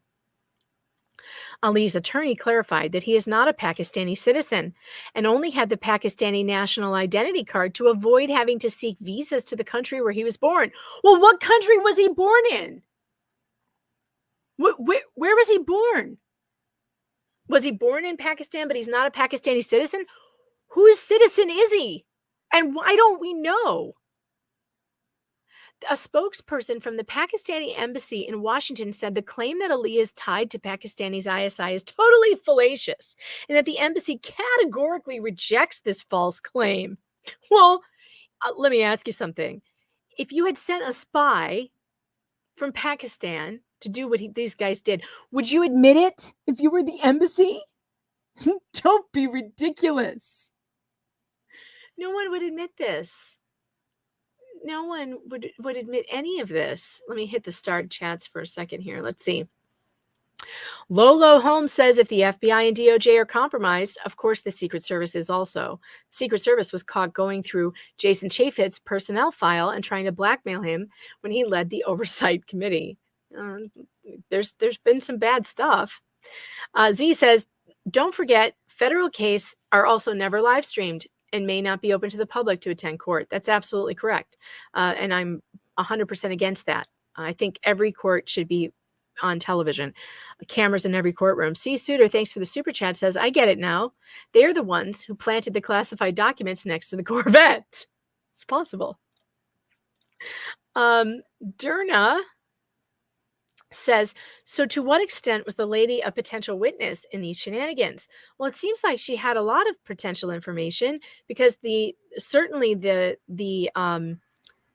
tenants thought so and were trying to get information from her. I think it's strange that the tenants reported that she even went so far as to deny she was even Ana Walshe because she was receiving so many questions from them and she wasn't answering any of them. It's a very odd situation. All right. I only have a few minutes. I'm probably not going to get to all of this today, but let's look at the arrest affidavit for these two. This was filed under seal. This is Teherzadeh and Ali's arrest affidavit. This was what the government put forward in order to get an arrest. And this is what the judge is calling, I don't know, exaggerated or whatever, and he just let them go. That's totally normal. Okay, this is written by Special Agent of the Federal Bureau of Investigation. He is what's his name? Doesn't say. All right, but anyway, it's written by a special agent of the FBI, assigned to FBI's Washington Field Office, Northern Virginia Residency Agency, and tasked with investigating allegations of public corruption and fraud. So instead of the other arrest affidavit that we read in the Idaho case, that one was written by a police officer. And when federal charges are at stake, it would be written by a federal agency. So in this case, it's the FBI. Okay. So submitted in support of a criminal complaint charging the defendants Ariane Teherzadeh and Haider Ali with one count of false impersonation of an officer of the United States in violation of Title 18, United States Code Section 912. This affidavit is also submitted in support of an arrest warrant for Teherzadeh and Ali. From the beginning, as early as February 2020 through the present, Taherzadeh and Ali have been falsely assuming and pretending to be officers or employees acting under authority of the United States government, specifically the Department of Homeland Security, and have acted as such. Taherzadeh and Ali are not, in fact, employees of the Department of Homeland Security or any United States government agency. Taherzadeh and Ali have represented themselves as such to numerous people, many of whom are members of federal law enforcement agencies. In furtherance of their false and fraudulent conduct, Taherzadeh and Ali obtained paraphernalia with insignias of and firearms, including handguns and assault rifles used by federal law enforcement agencies. I hate the term assault rifles. Just use the word rifles. During the course of their conduct, Taherzadeh and Ali have attempted to use their false and fraudulent affiliation with DHS to ingratiate themselves with members of federal law enforcement and the defense community. Specifically, Taherzadeh has provided members of the United States Secret Service, okay, we already read this, rent-free apartments, iPhones, surveillance systems, drones, flat screens, assault rifle case, generator, law enforcement paraphernalia. Why would you, as a Secret Service agent, take law enforcement paraphernalia from some rando in your building? Does that make any sense? Don't you get your law enforcement paraphernalia from, I don't know, the agency you work for? Such a weird thing. Okay, they also offered them use of official government vehicles, what he said was official government vehicles, and offered to purchase a $2,000 gun for the Secret Service agent assigned to Jill Biden's detail.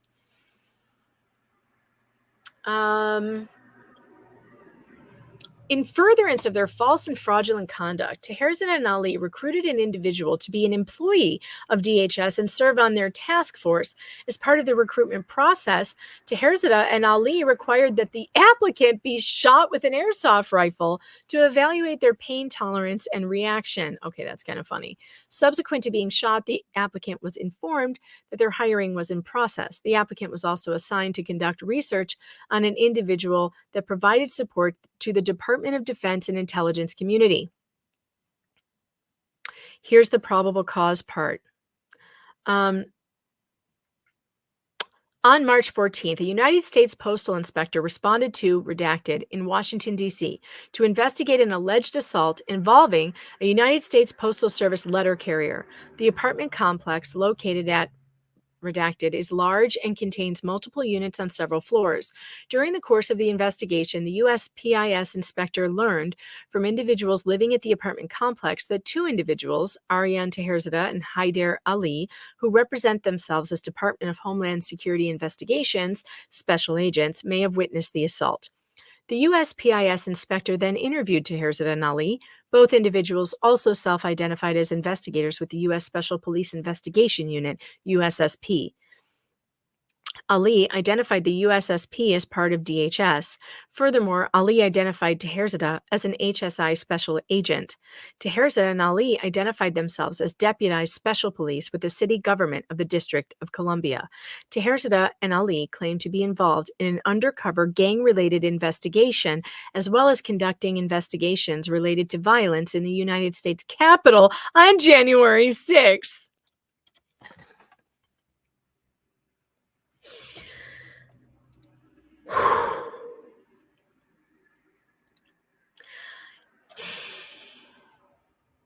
You gotta be fucking kidding me.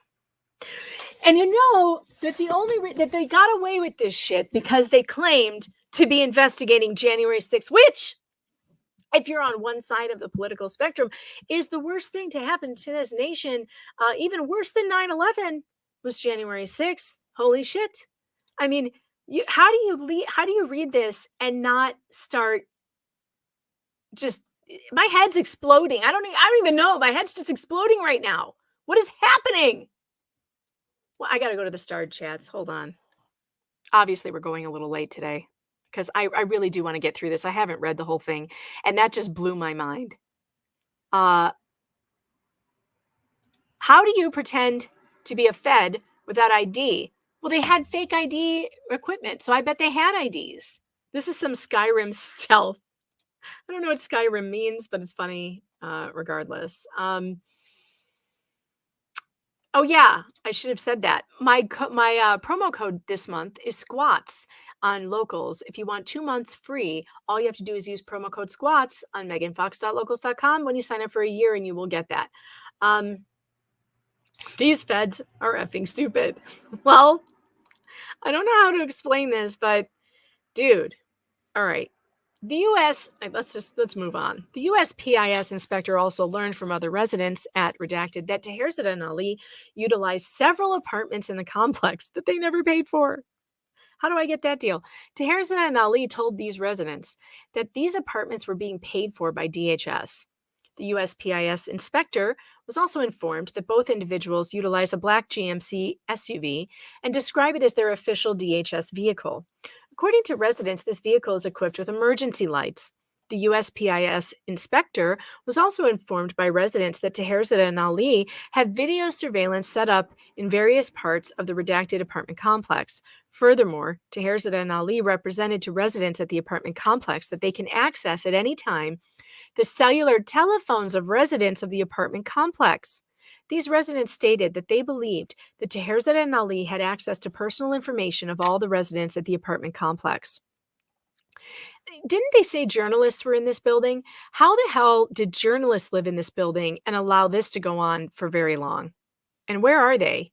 Why aren't they writing about this? The USPIS inspector determined that Taherzada and Ali, and let me just put this out there, if you're a journalist who lived in this building, if you're anybody who lived in this building, you want to talk to me about these guys, please contact me. You can write me at meganfox.writer@protonmail.com. All right. The inspector determined that they were in regular contact with several members of the United States Secret Service who also reside at the building. These Secret Service agents were members of both the Uniformed and Protection Divisions. The USPIS inspector learned that the suspects had provided gifts to the USS agents and their families, including, among other things, the use of their SUV and offering the rifle.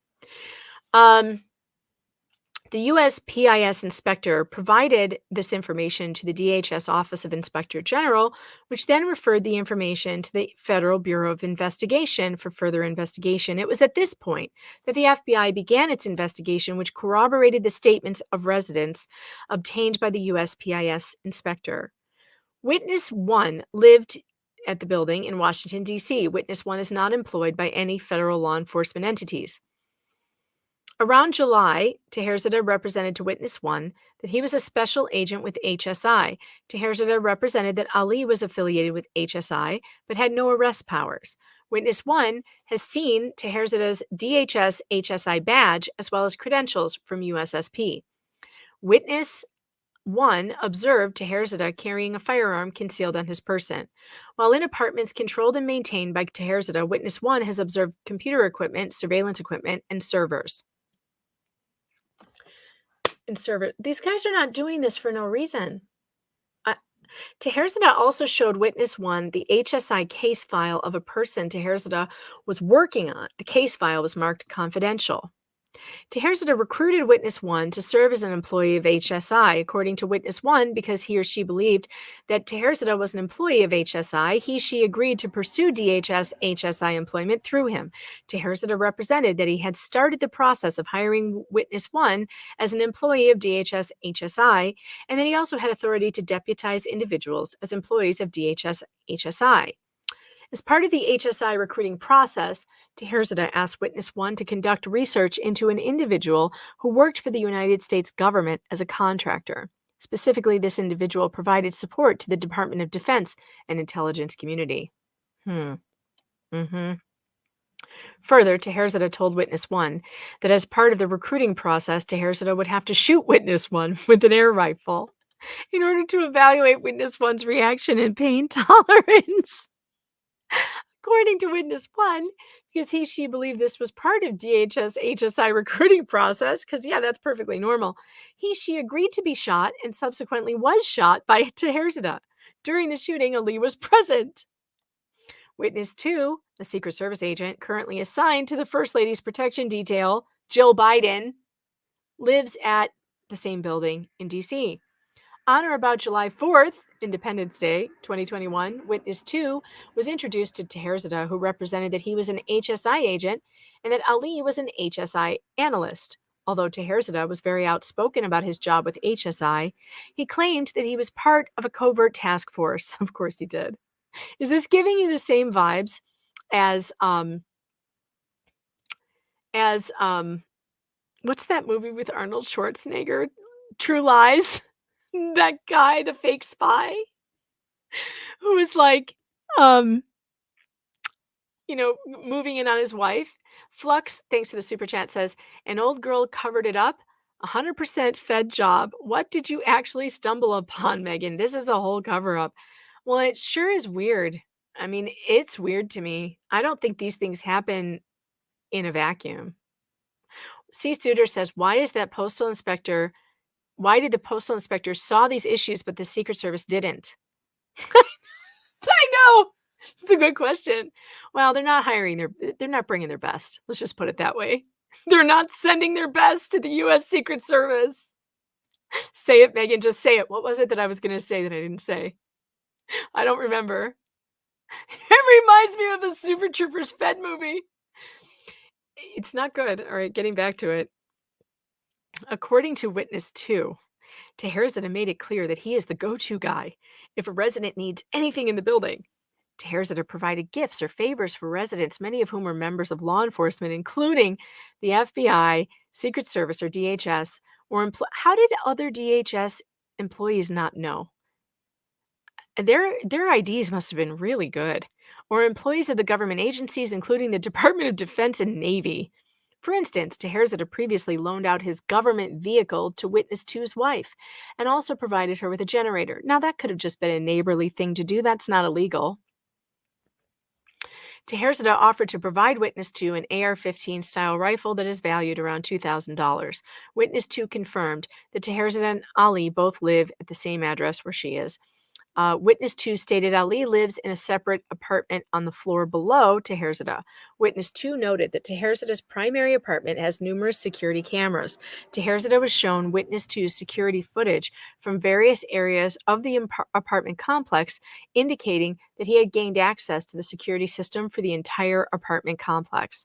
Subsequent investigation revealed that many residents in this apartment complex are affiliated with federal law enforcement agencies.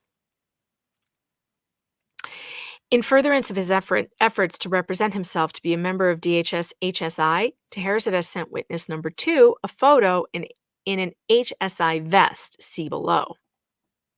Oh boy. Witness 2 has also seen several other photos of Taherzada in police tactical gear.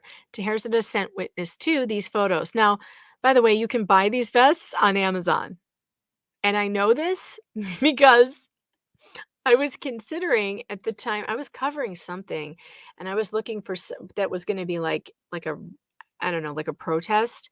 And I was considering getting a press vest so that I didn't get caught up in the whatever nonsense was going on out there. Because it's good to be identified very clearly as a member of the press if you're covering some kind of like agitated protest. I didn't end up doing it. I thought better of it. I was like, you know what? I'm too old for this shit. Saran says, my mouth is watering. Stop it. This could be foreplay. I mean, this stuff is just wild, right? This is wild. But you can buy these vests on Amazon. Like you can, and they have these little labels. They're Velcro and they pull off, and you can buy any different kind of label you want, and you could get your name printed on one too. Like he has his name printed on one. Like you can buy these very easily, so they're out there. And to me that kind of looks like one of the Amazon ones. It looks like they sell them for like $30, and I was looking at one that had like a press badge. It said press on the back and on the front. I decided at the last minute, I was like, what am I thinking? I'm not doing this. I'm not going into anywhere dangerous. Taherzada has sent Witness 2 several photos of police gear in Taherzada's apartment. See below. All right, we've seen those. That was in the post. Pictures. He sent her pictures of HSI in-service training. The investigation revealed that the photo Teherzada sent is a stock photo from the internet, and there's no record that he ever participated. Oh, that's funny. And look, he's texting her. I'm sitting in a class.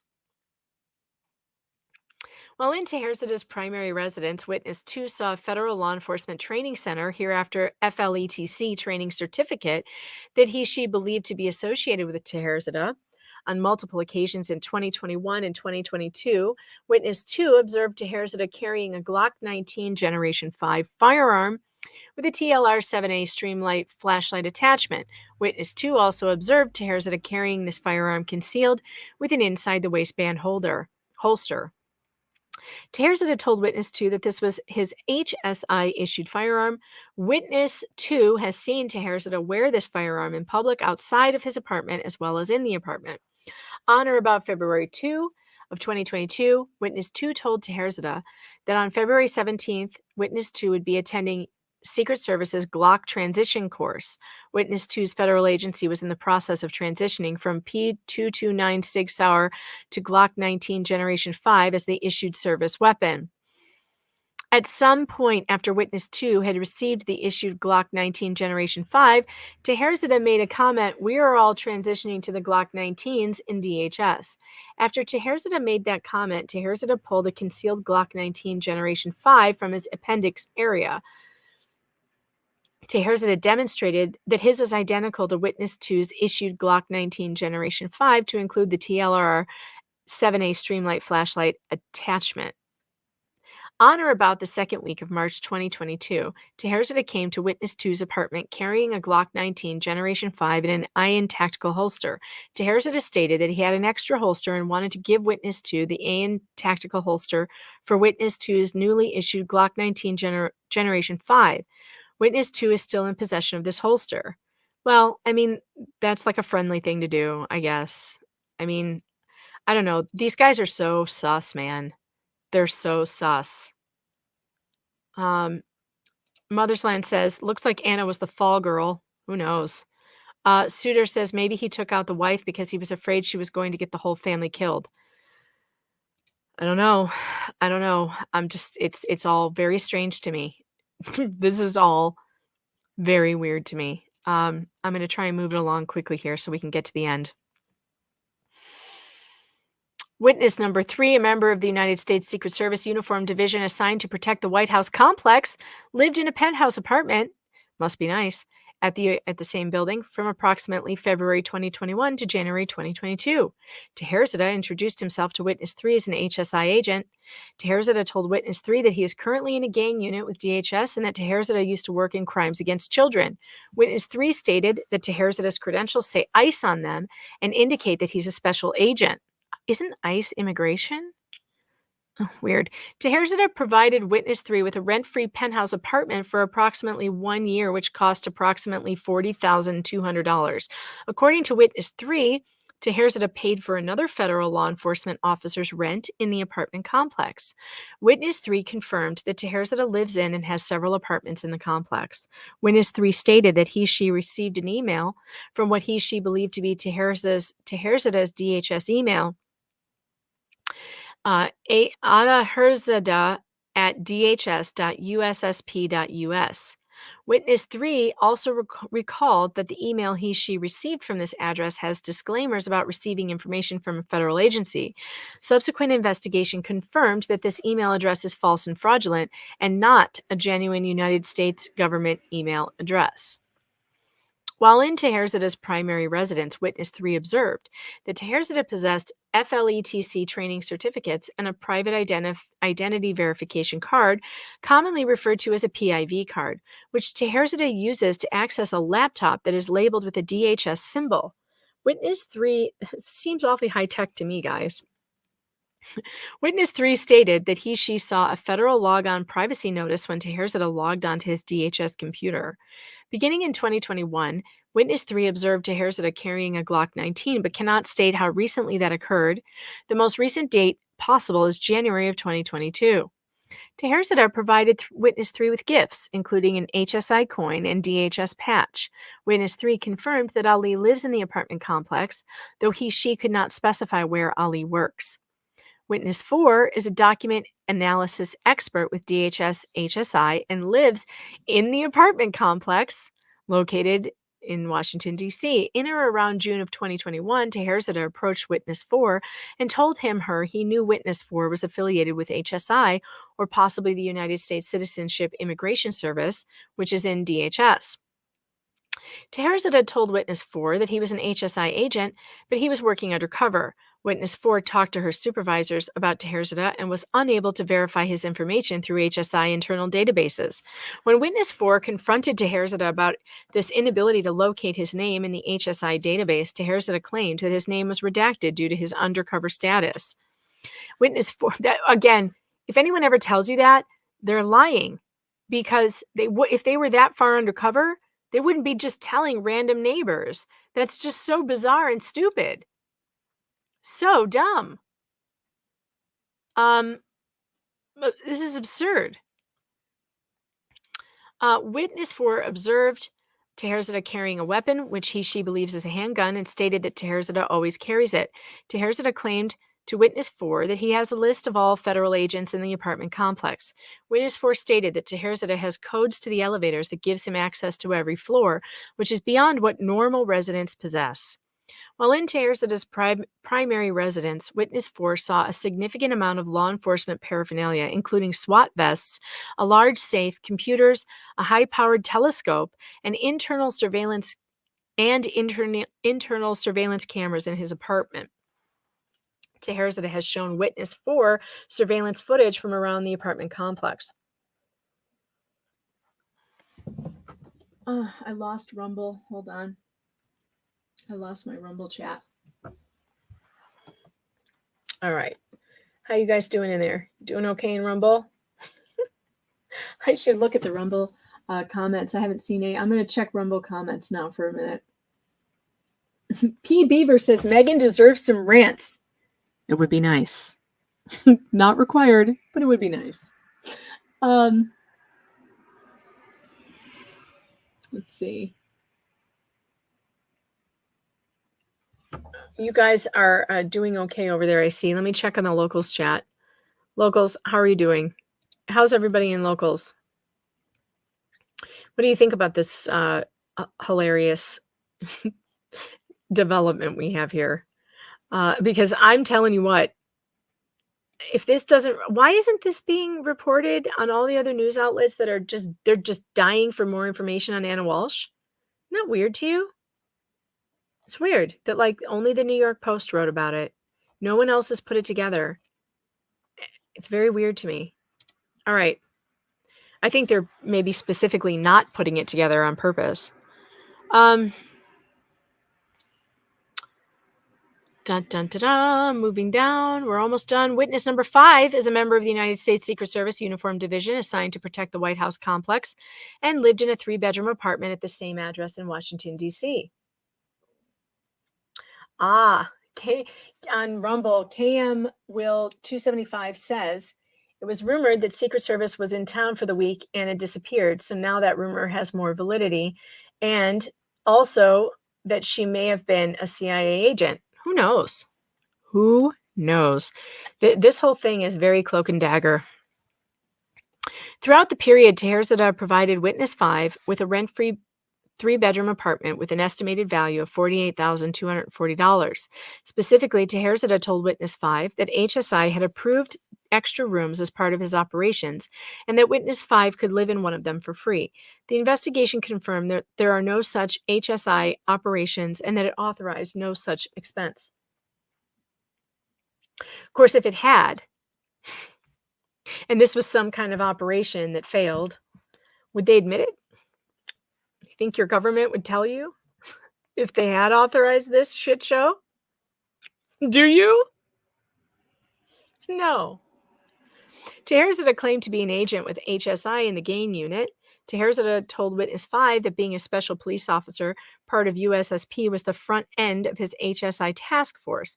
Witness 5 has seen Teherzada tell other individuals at the address that he is an HSI agent and detail the training to become an HSI agent. Witness 5 has seen Teherzada interact with the Metropolitan Police Department while wearing his HSI gear.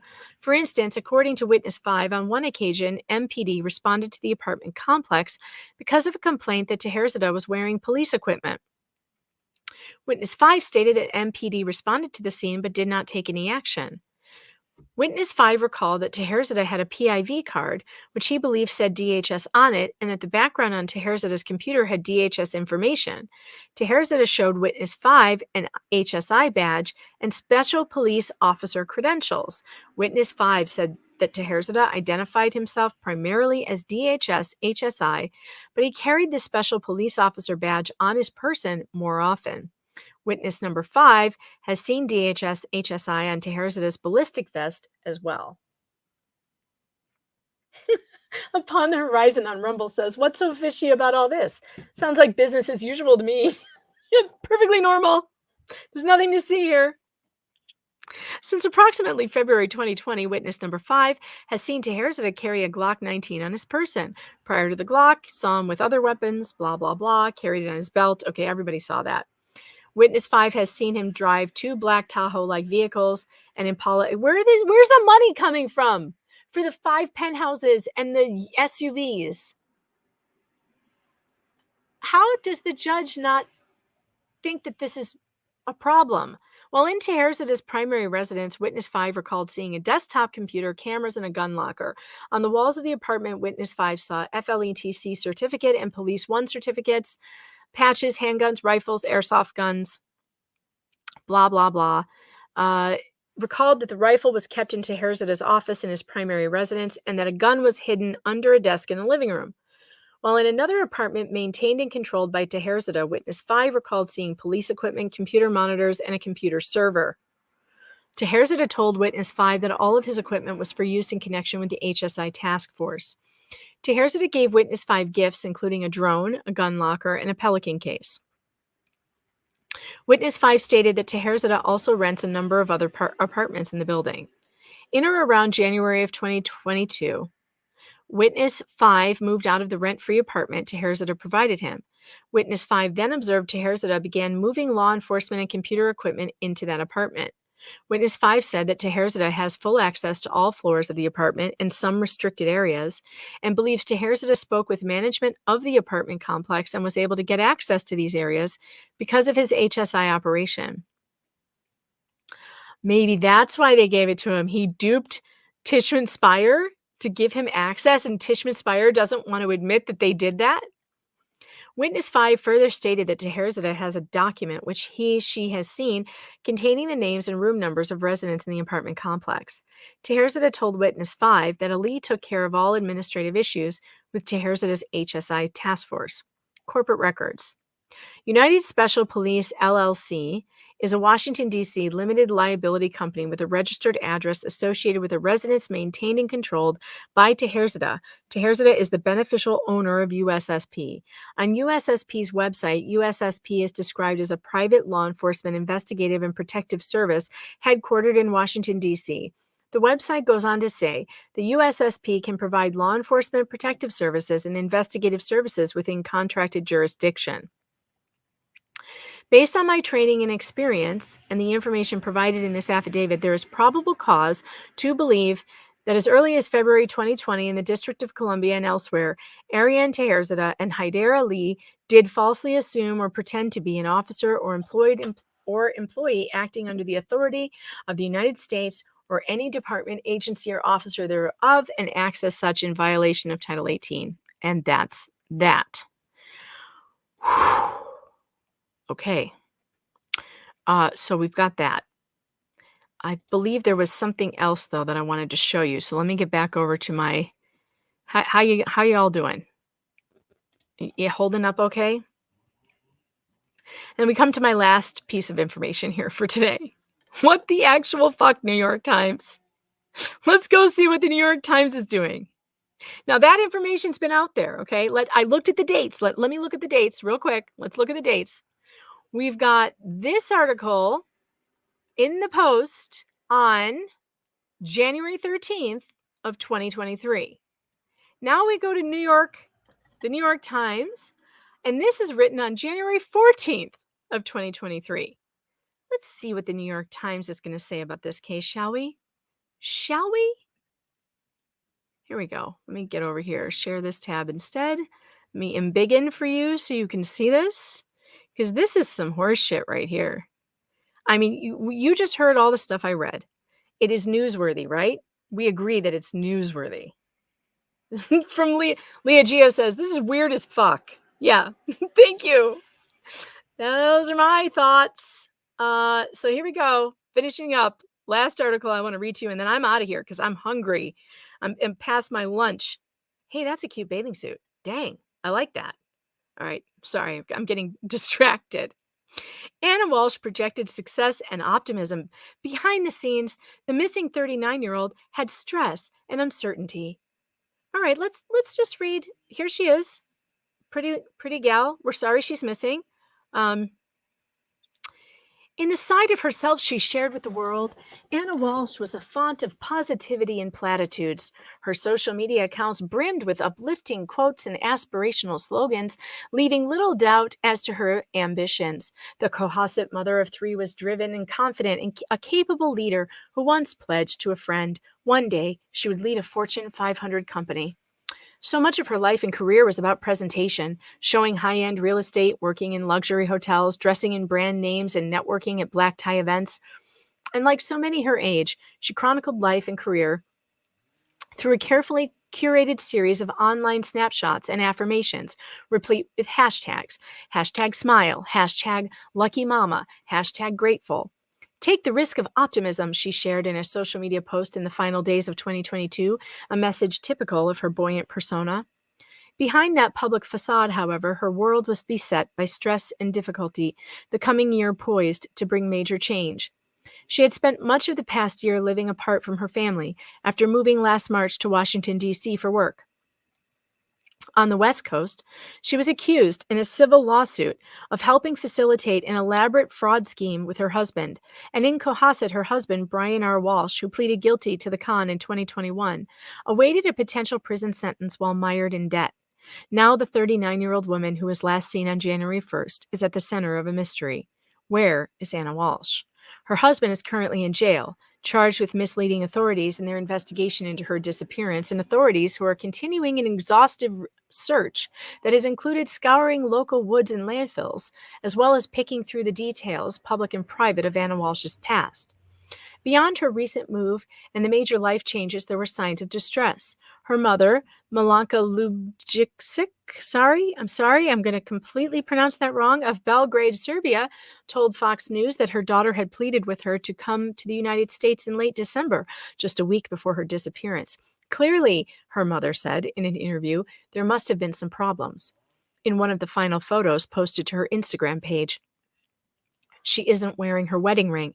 Also, a friend told a local television station that the couple's living arrangement had become a source of tension and that it had been a very tense Christmas. A close friend and former co-worker of Anna's who spent New Year's Eve with the couple described it as a festive evening at the Walsh's Cohasset home. Asked whether he was aware of any issues between the couple, the friend, Jem Mutlu, demurred. You've got to talk to police, he told the Globe. I can't comment on that.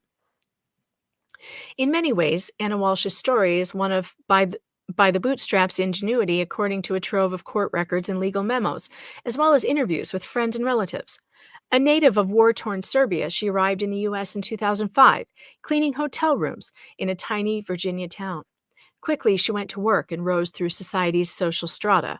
She parlayed a 2010 certificate from Cornell University's hospitality management program into a series of jobs at high-end hotels and restaurants throughout the Northeast, according to her LinkedIn profile. In Boston, she graced the Intercontinental, the Taj, the Newberry.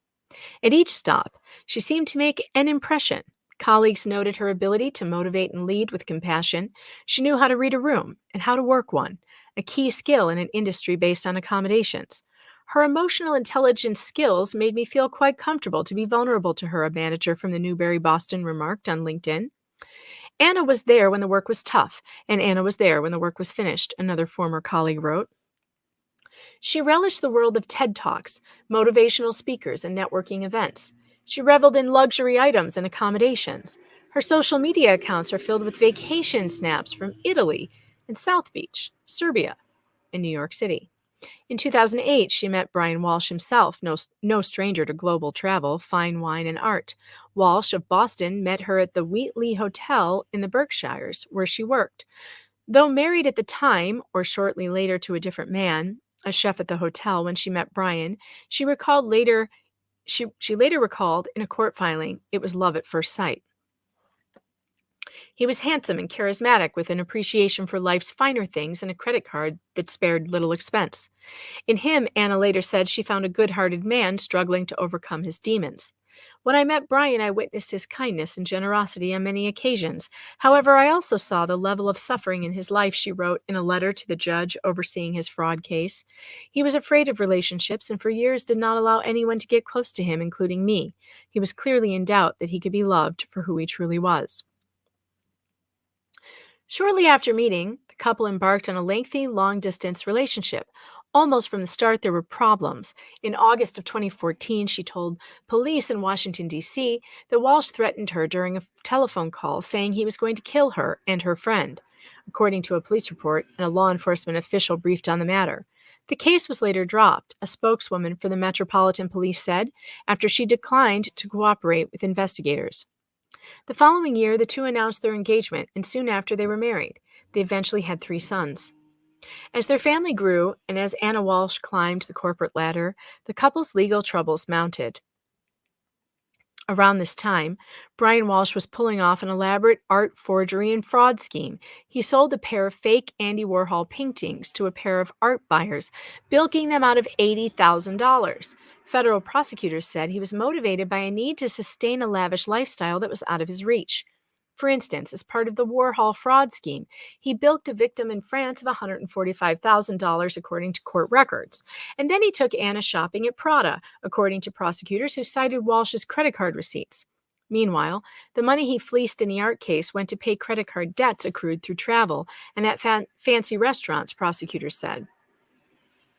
He pled guilty to 1 count each of wire fraud, interstate transportation for a scheme to defraud, possession of converted goods, and unlawful monetary transaction.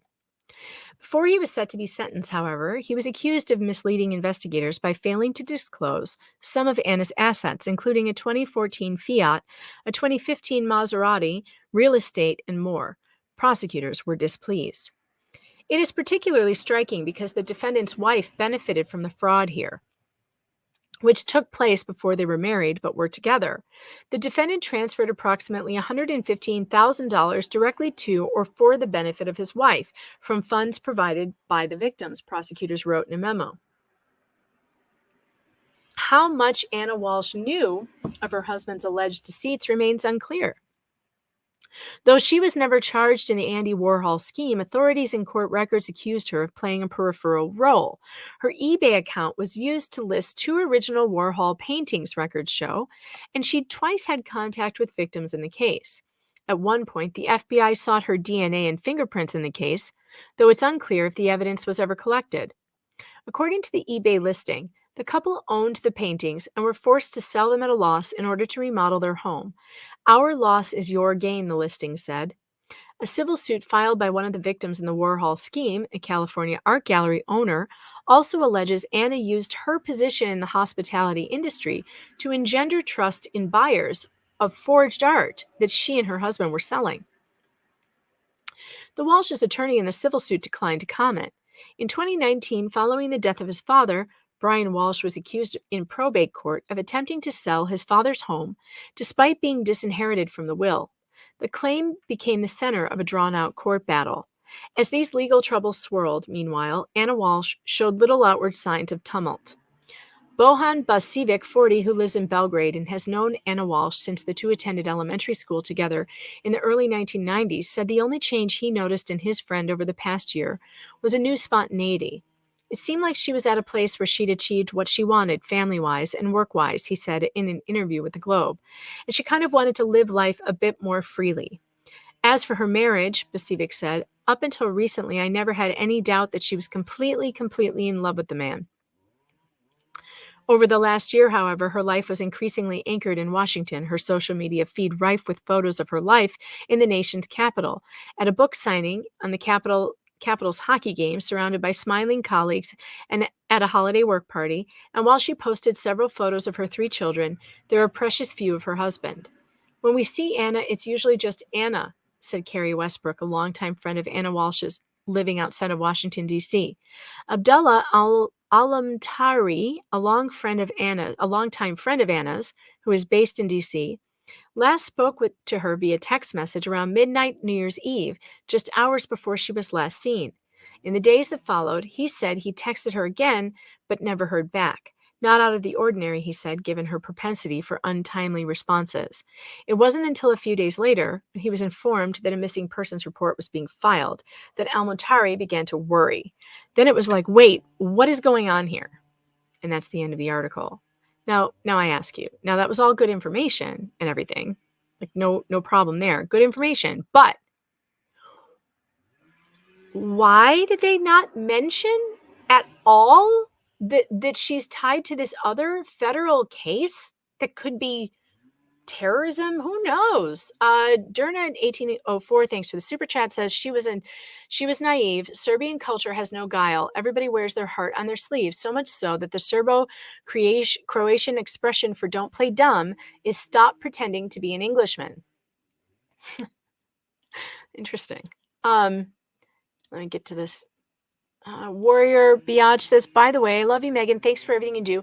Hit me up on Twitter if you want to talk about jails, law enforcement, and stuff. Will do.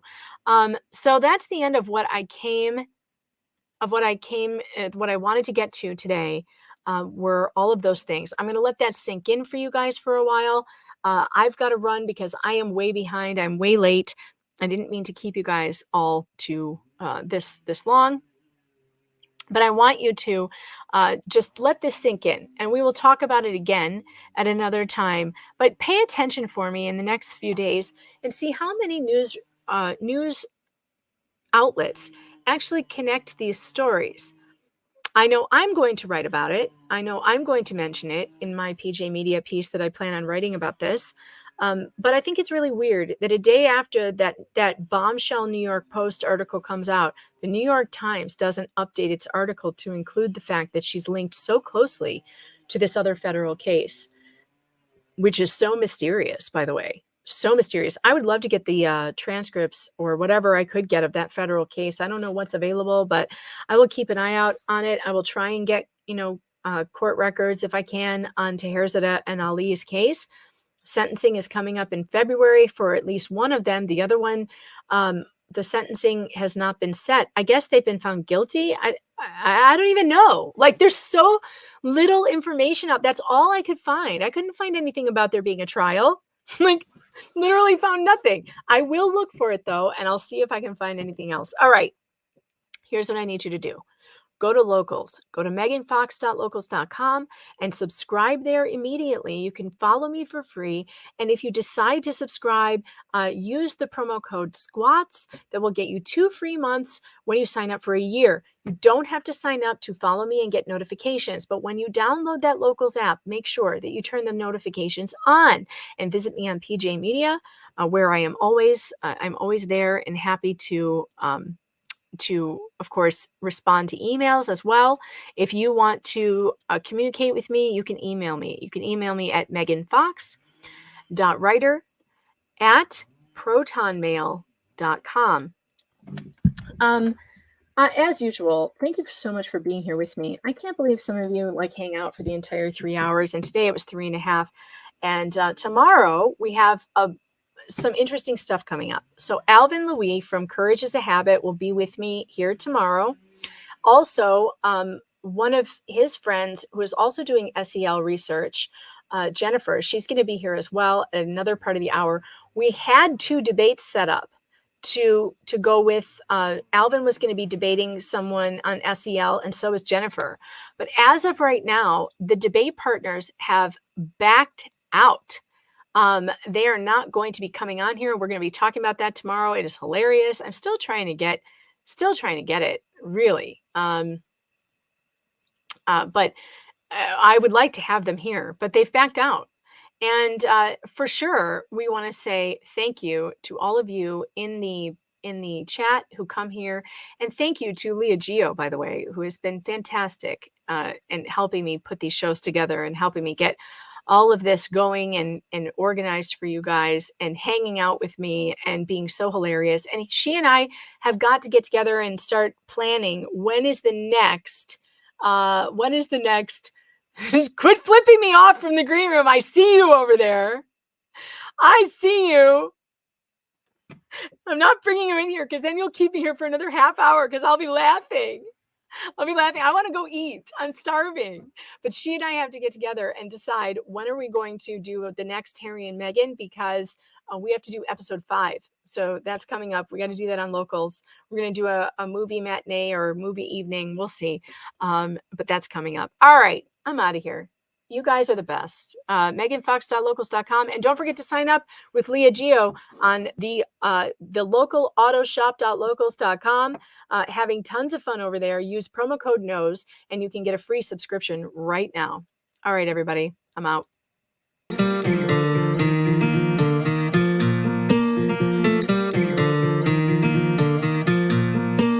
I was so lost, my world is near its end.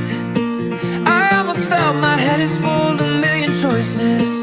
I am alive, I'm not here to pretend. I love my friends, my heart is filled with a million voices. Oh, this road has many choices. Oh, and my heart, million voices. Come next to me, my friend, embrace the sky. I'm not afraid to fly. It's not the time to say goodbye.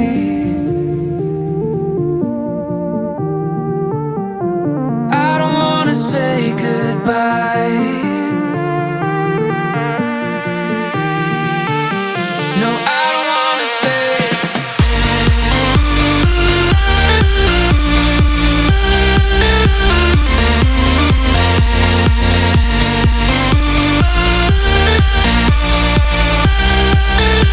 No, I don't wanna say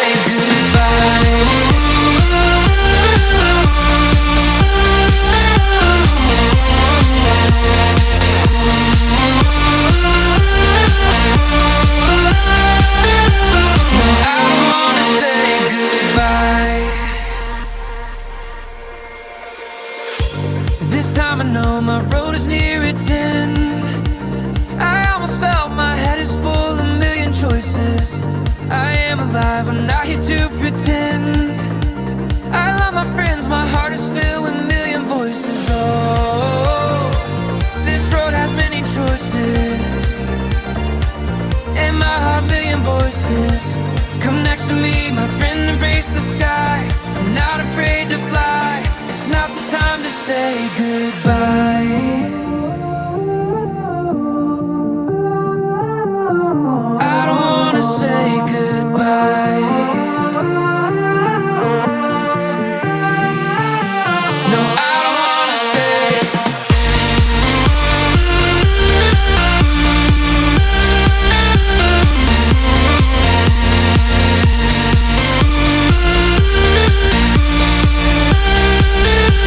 No, I don't wanna say goodbye.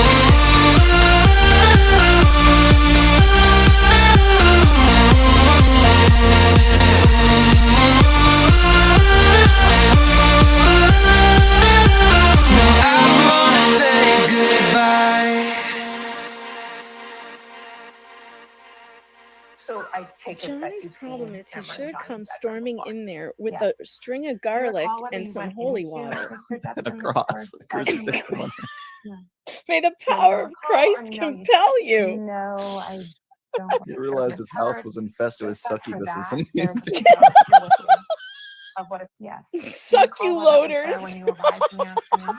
I don't remember saying it now. So while she No wonder he said drown her before you burn her.